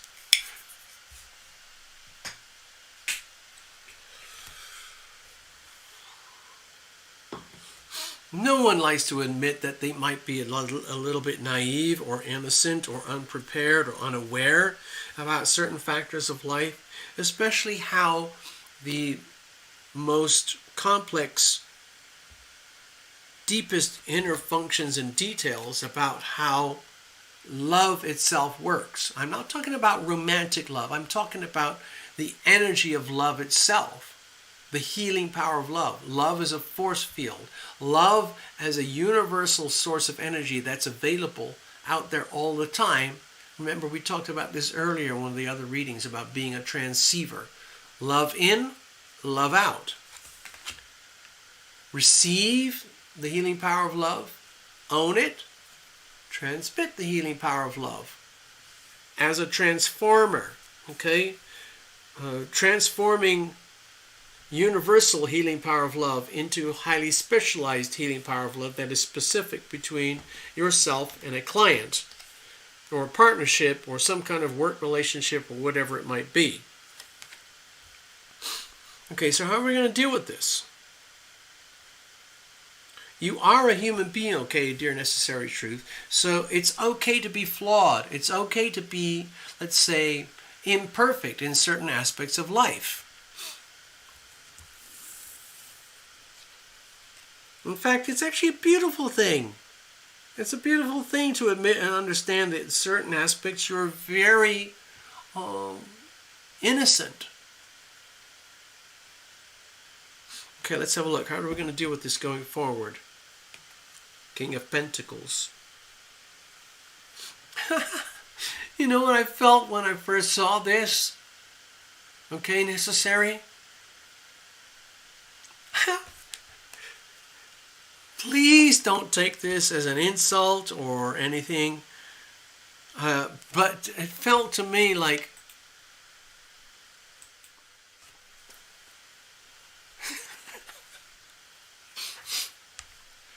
okay, look at it this way. Consider yourself a woman of substance. You are highly valuable, you're highly evolved, you have all these skills and traits, natural abilities and resources, and you happen to be female. And it's to the point where, I mean, you are self-sustaining in your own ways. We've worked together before, and most people on this channel know you as like a highly specialized, self-sustaining person who has the best interests of the other parties at heart. So that's a form of expression of love. So go look in the mirror and think of yourself as, wow, I'm loving, I'm loved, I'm really special, I'm very valuable, I'm highly desirable. And what better way than like meets like. So when this is going to sound like a really like dumbed down, cheesy, super high volume, very successful astrology tarot YouTube channel interpretation. But it feels to me like it wouldn't be such a bad idea to hook up with the equivalent. Someone like, let's just say, let's put it this way. Imagine and consider yourself as a woman of substance. Okay? There's no marriage cards here. I guess there is, like the Hierophant. In some ways, it's a very technical card about marriage, the formalization of a relationship, the contract of marriage, putting a human relationship with another human in the form of a very clearly defined contract. And so I'm stretching the reading here a little bit, but what it looks to me is like it wouldn't hurt to be aligned with a mate, a marriage partner specifically, who is at your level when it comes to things like money, finance, physical reality of life. In other words, they might not have a clue about how you do mediumship. Like, on the other hand, they might be very compatible as a mate, where like maybe there's a common theme, a common subject, money. Like you connect with them, they connect with you. There's an area of mutual understanding where like, wow, this could actually work. You know, I respect you, You respect me. I understand the codes and rules of life. We'll do this properly. We'll do it by the book. My money is your money. Your money is my money. Joint finances, classic marriage type situation. Then you go into the 8th house of joint finances. To me, the message looks in a very simple term. I know I'm really simplifying it, but it actually looks like it might not be a bad idea to get hooked up with someone who's really good with money, but in a very wholesome, rich, honest way about money. Not someone who's like a hustler or a gambler or a smooth operator. I'm talking about King of Pentacles, a male energy that understands the full ramifications of money, what it is. Maybe they understand cryptos and they understand Wall Street. Maybe they understand banking and all the shadow side of banking, like crippling debt, college loans, car loans, mortgages, all the other stuff that is sometimes very painful and burdensome in the banking world. But it can be done in a way that is wholesome and mutually beneficial. Okay? I'm not saying go shopping. I'm not saying become a gold digger. All I'm suggesting with the King of Pentacles is allow yourself to be discovered by King of Pentacles type of energy. I don't know what that means, except like you're hanging out in a bar and somebody spots you and they kind of go inside of themselves,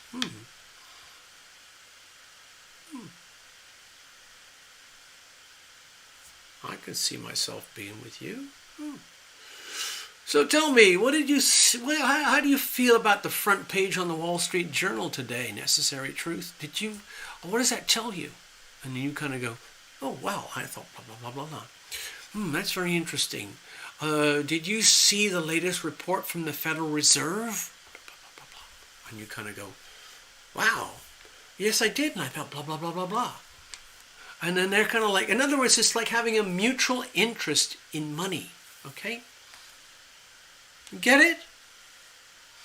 Like having a really common, solid theme. I'm taking this to extremes, okay, now, Necessary Truth.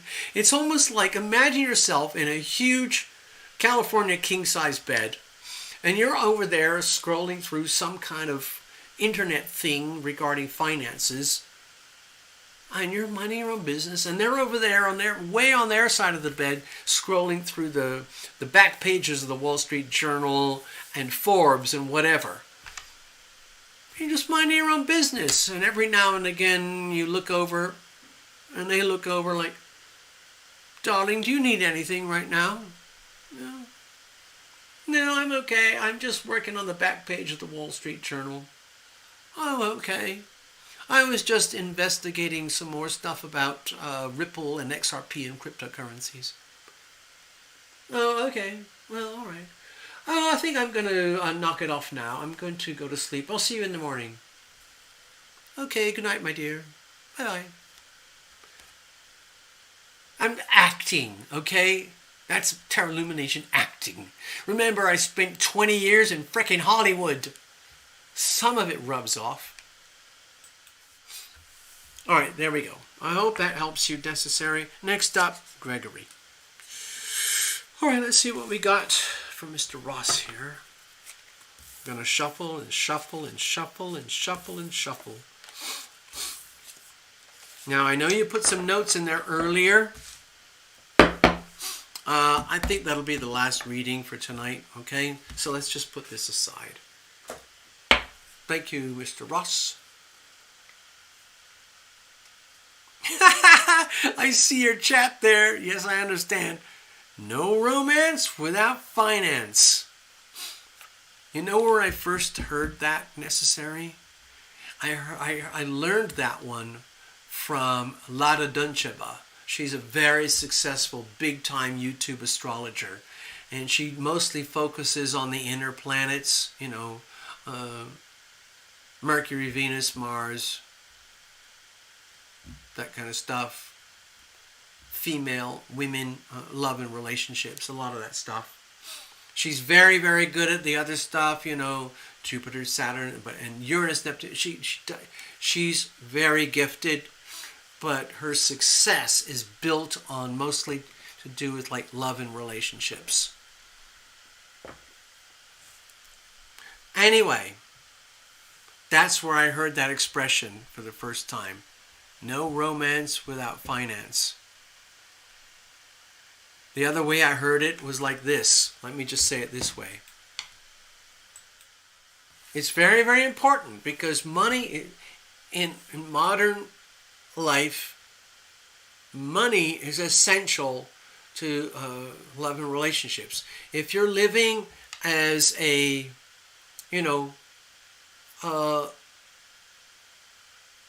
dirt poor peasant in China, it's not about the money, it's about the relationship. You have yourself, your spouse, your children, your children's children, and your children's children's children. That's where all your wealth is. That's your money. But over here in America, if you're a power chick, a power guy, and it's all about the money, and you're not interested in massive amounts of procreation or building your wealth and finance on reproduction of more human beings to take care of you when you're old, it's perfectly understandable to want to connect money to money. It's amazing how many relationships fall apart because of disparities regarding money. So the point I was trying to get at is that the way you wrote it is, where is it? I just saw it. No romance without finance. The way I first heard it was like this. They put it the other way around, like, no finance, no romance. It's all right. And that's for the girls, okay? And it's a really brutal, hard message. No finance, no romance. Fine. If you want to think of me as a gold digger, fine, fuck you. But I really know what happens. If you don't have your finances sorted out, the rest of it's not going to work. Because in 3D reality, it's absolutely true. No finance, no romance. There you go.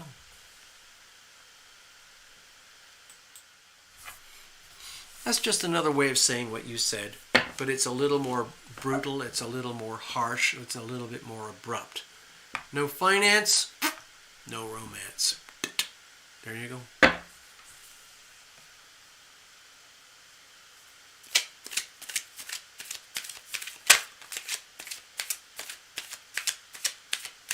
All right, Mr. Ross, let's see what's going on here.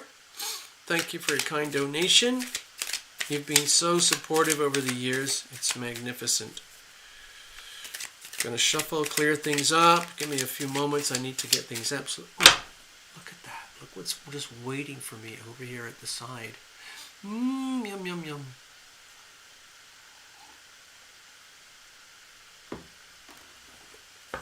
I see your note there, necessary. Venus is key. Yep. So Venus is often associated with money. Venus is the planet associated with Taurus, with the second house, with money. Venus is also associated with Libra, the seventh house, and marriage. So, you're absolutely right. Necessary truth, you're absolutely right. Venus is key to this thing. No finance? It's all right. No romance. You might be incredibly sexy and very good in bed. You might be extremely handsome and got great DNA. I'm sorry, but no finance, no romance. It's okay. Don't judge me. I won't judge you.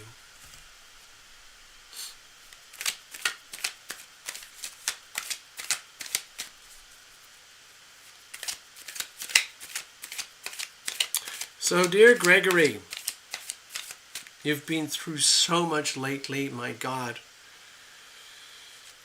You're still alive to tell the tale. That's fantastic. And there's a long way to go. My feeling is, Gregory, you may feel as though like, oh my God, I've lived so much life already. But the way I feel it from here, there is so much more to live.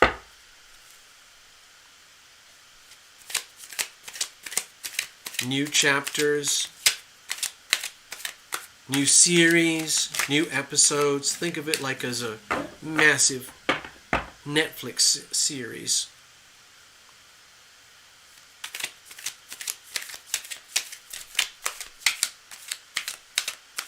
I'm still shuffling. I want things to be just sweet, okay?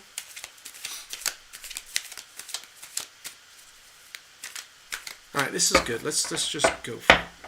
Alright, what kind of messages do we... Now, actually, hold on. I know that you wrote a message way earlier. Hold on. I'm going to have to try and scroll through the chat way back to... Where are we? Hold on. Let me see if I can do this. Give me a second, okay?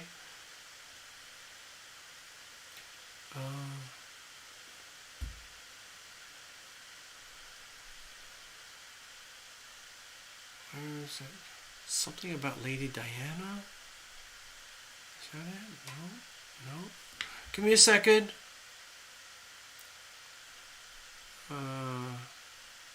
Siegel, Salazar, Tapia, Ortega. Are those the names of clients?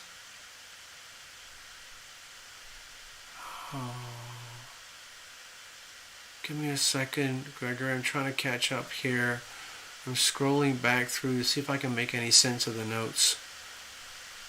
No, I can't make any sense of it.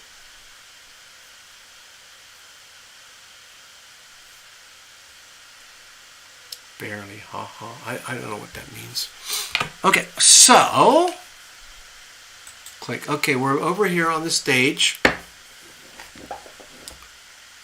I can't, Gregory, I don't know if you want to remind me, because I know you had some notes earlier. I can't find them. I see this thing about this string of names. And these Latino names. Where is it? Siegel, Salazar, Tapia, Ortega. I don't know what that's about. And I can't find the notes that you wrote. Oh, I see it. Wait, it's just a little tiny line here. It says, I need guidance on getting my last few cases completed. Okay. All right. All right, let's have a look. Let's see what's happening here. Dun, dun, dun, dun. Yeah.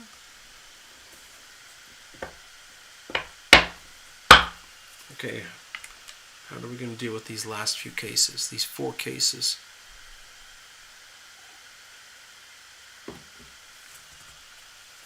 Cards are very nicely shuffled. I'm going to the very last second. Everything's pure and clear.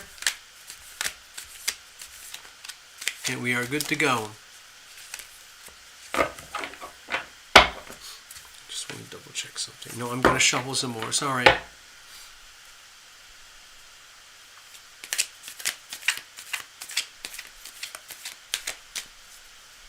I see your notes necessary. So let's see what happens here.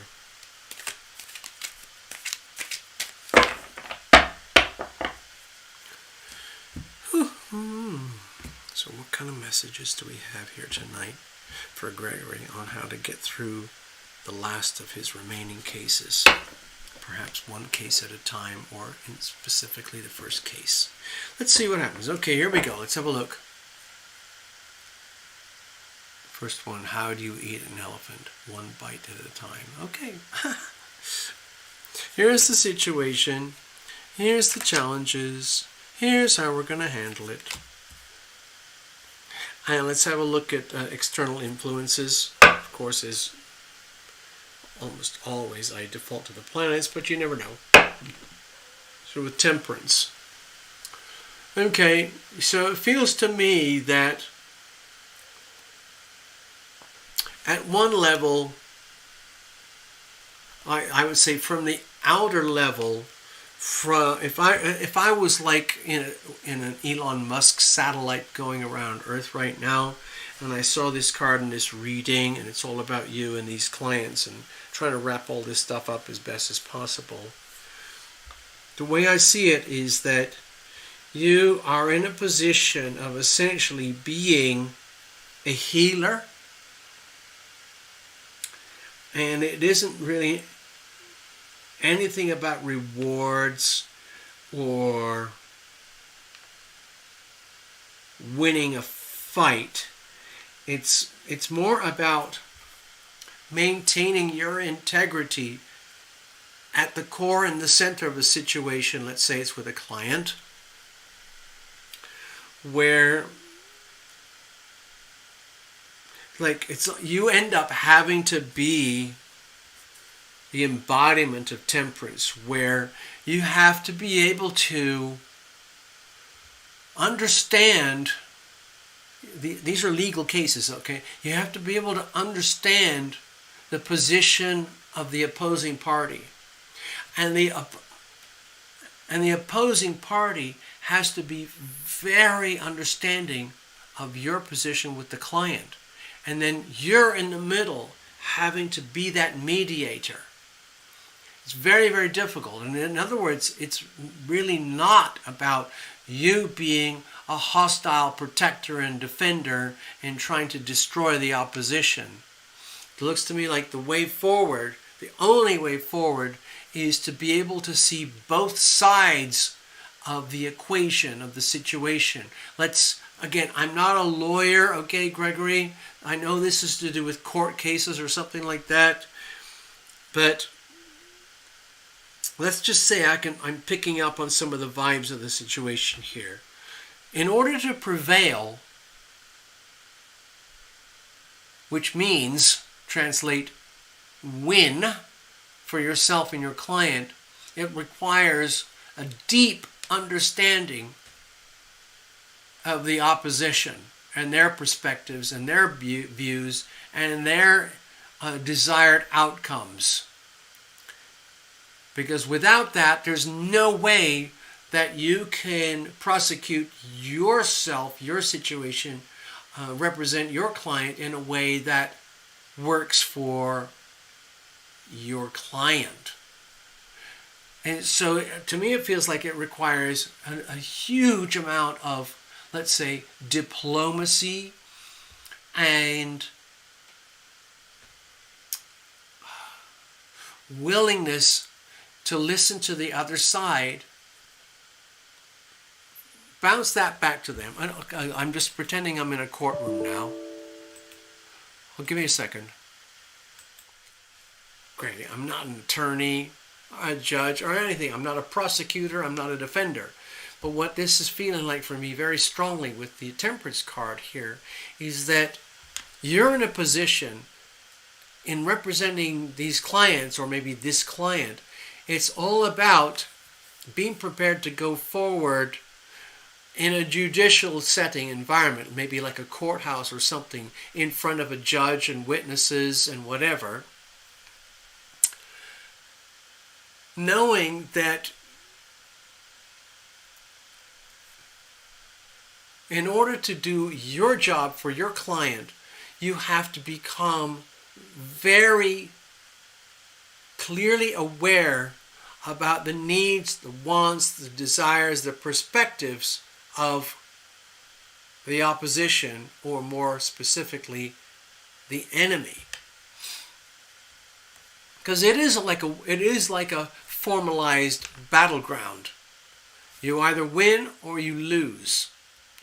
In order to prevail, it feels to me that there's a huge amount of, let's say,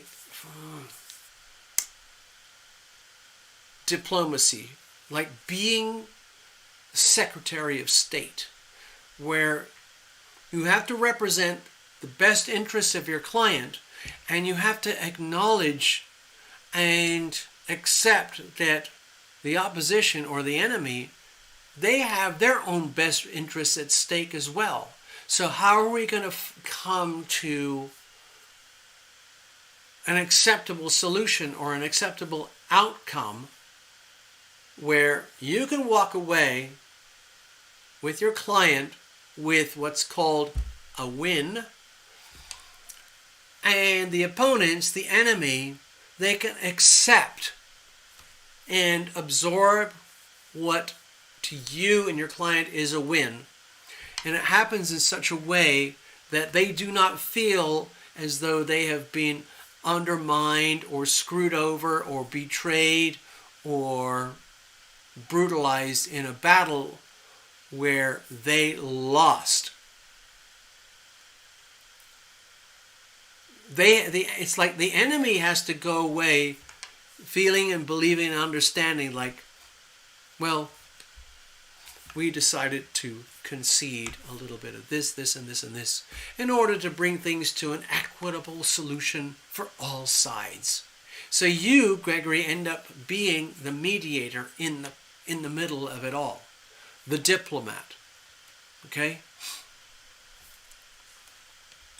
Okay, let's have a look. Let's keep going. All right. Now, it's actually a very difficult position to hold, but you are supported there. The energy is there. It's available for you to tap into so that you literally can be above and beyond your normal role in the courtroom or with the client. It's above that. You're actually being a mediator and a diplomat. That is what is available. That's what is required of you, and that is the energy that is being provided to you from the universe so that you can do the best you can for yourself and for your client. What's the situation? Victory. Okay. So Six of Wands, it's basically like looking to yourself and your client like this is the only acceptable outcome. The only acceptable outcome is victory, and that is a win for you and your client. Now that doesn't mean devastation, failure, loss, and crushing you kind of energy to the opponents or the energy or the enemy. It's more about walking away with a win in such a way that both parties can live with that. I hope that makes sense.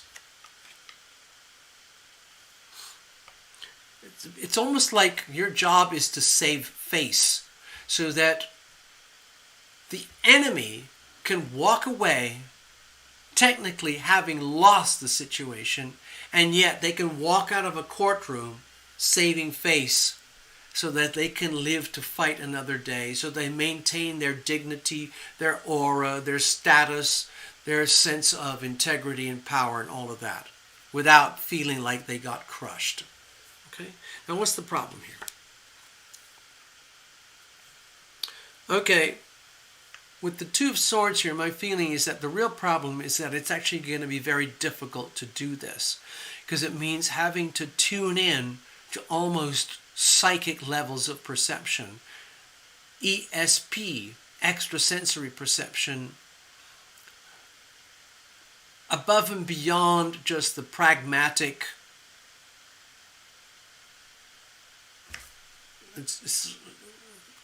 playbook of what happens in a courtroom or legal environment. So in other words, it's almost, you're going to have to, the feeling is, the fear is that how on earth am I actually going to do this? How on earth am I supposed to fulfill my role in the way that Tarot Lumination is describing? Do I really have the skills or the talents or the ability to tune in like a psychic medium to get the messages and answers that I need from the great beyond? Is that technically possible? Does this mean that I have to go in a courtroom and tell people, well, I got a reading from Tarot Lumination, and this is what he said about how to do stuff? Oh my God, of course you're not going to do that. You can't do that, Gregory. But on the other hand, it feels like it's something very close. Like with the Two of Swords here, like, oh my God, how am I actually going to prosecute this situation so it does work? How am I actually going to find the exact words and the exact way of presentation that works for the client, that works overall for the whole situation? Do I really truly have those things? Do I have the psychic ability to do that? Well, you actually do, but you might be scared that you don't, okay?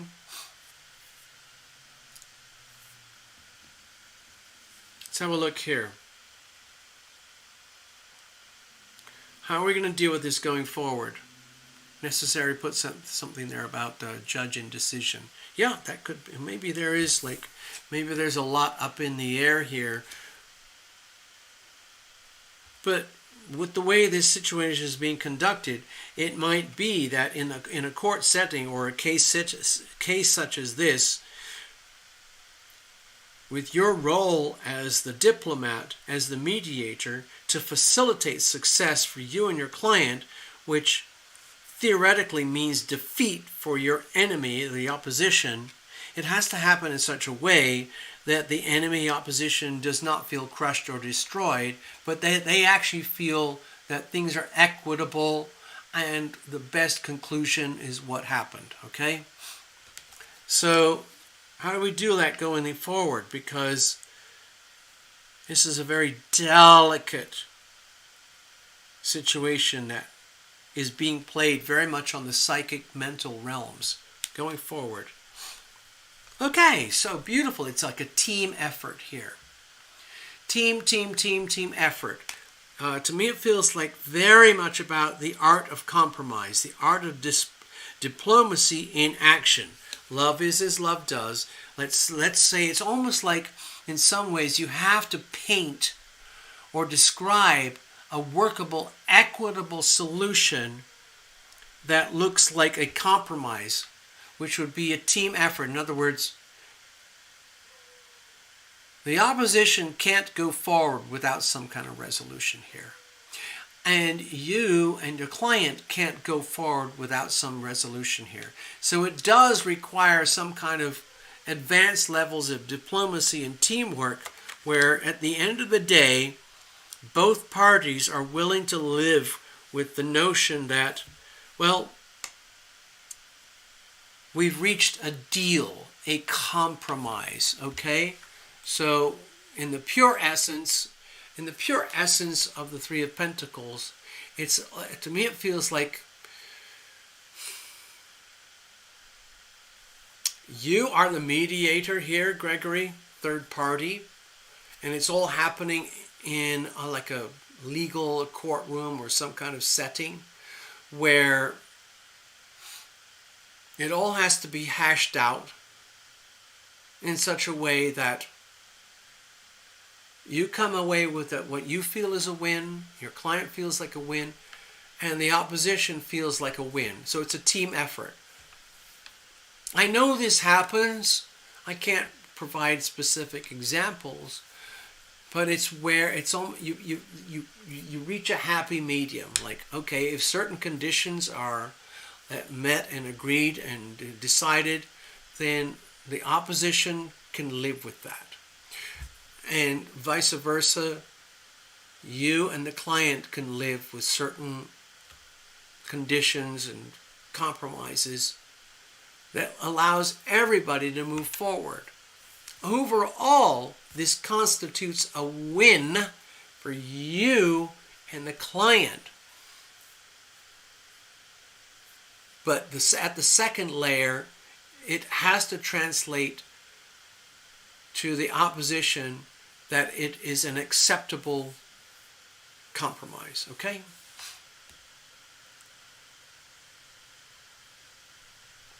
All right, so necessary is providing some extra notes there. Look what necessary just put over there.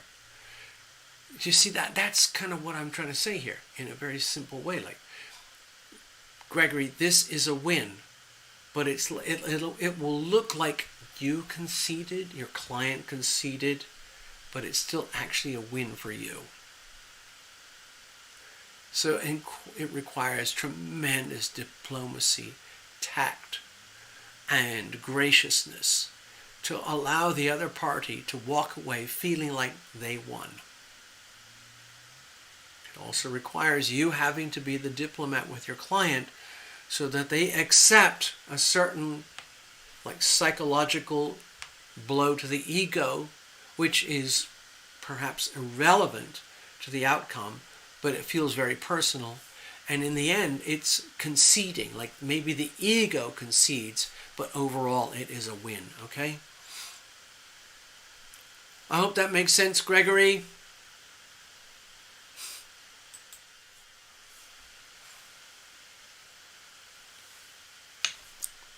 Finding a middle ground. Finding concessions.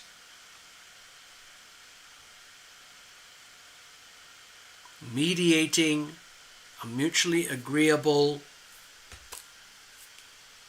situation where both parties can walk away, compromise on your side, compromise on their side, but effectively a win for you and your client. That is the ultimate art of diplomacy. So perhaps maybe with Venus here, Venus in Pisces, soon conjoining Jupiter and Neptune in Pisces, perhaps that potential is there because it's going to require a tremendous amount of selflessness and humility to actually reach this kind of conclusion. Okay? You got this, Gregory, okay? You got this. All right?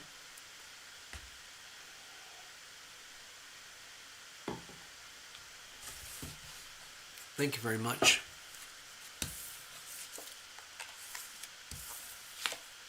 Here we go.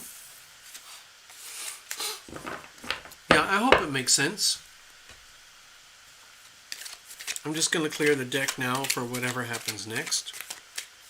Thank you everyone for showing up tonight. It's been a real blessing to have you guys here. I love doing this with you. I wish I could do this 7 days a week and make it work.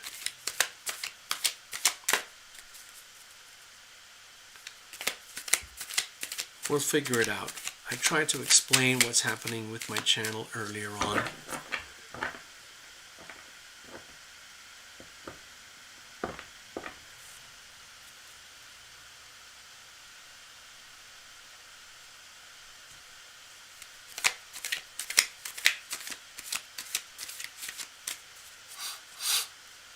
I see all sorts of notes coming up here from Necessary Truth, helping Gregory with the situation. We'll see what happens.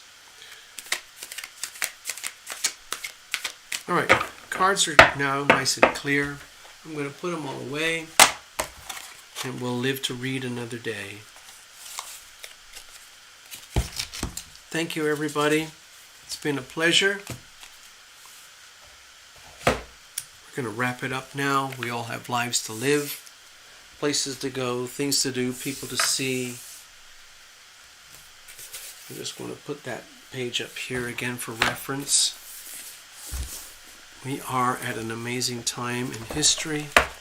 Where did I put it? There it is. Look at that.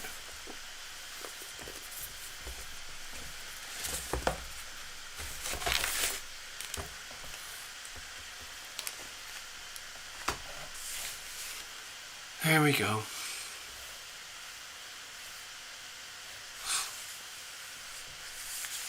We'll see how this all pans out, but I talked about this at the beginning of the show tonight. We're heading into almost a 20-year period of radical global revolution, okay? Ultimately, it's about we the people, okay? Liberté ou la mort. La liberté ou la mort. Freedom or death. In other words, it's not worth being alive if you have to live as a prisoner of communism. Let's leave it at that. That was a pretty heavy-duty ending. Thank you very much. Okay, let's wrap it up here, people. Okay. The little cats are meowing. They're making noise. They want their dinner. It's dinner time for the kitty cats. So I have to get moving.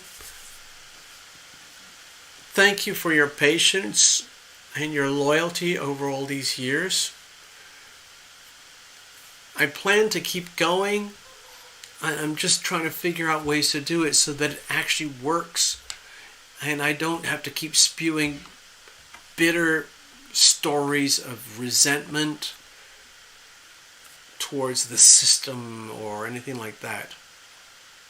There are people on YouTube who are extremely successful. They have their ways. I'm not saying that I have to be that way or want to be that way in essence, but I actually love doing this. I believe that YouTube is an incredibly powerful, incredibly valuable platform. And I'm glad I have the little channel. And I've learned so much, and I have prospered so much from doing this. Personally, myself and the channel are at the very bottom of the pits with how things are right now. It's almost like there's nowhere to go but up. It's a very slow-moving process because the Pluto energy is very strong in this channel. Okay, that's just how it is.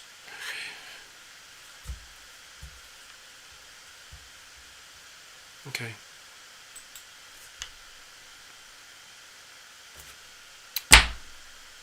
Gotta go.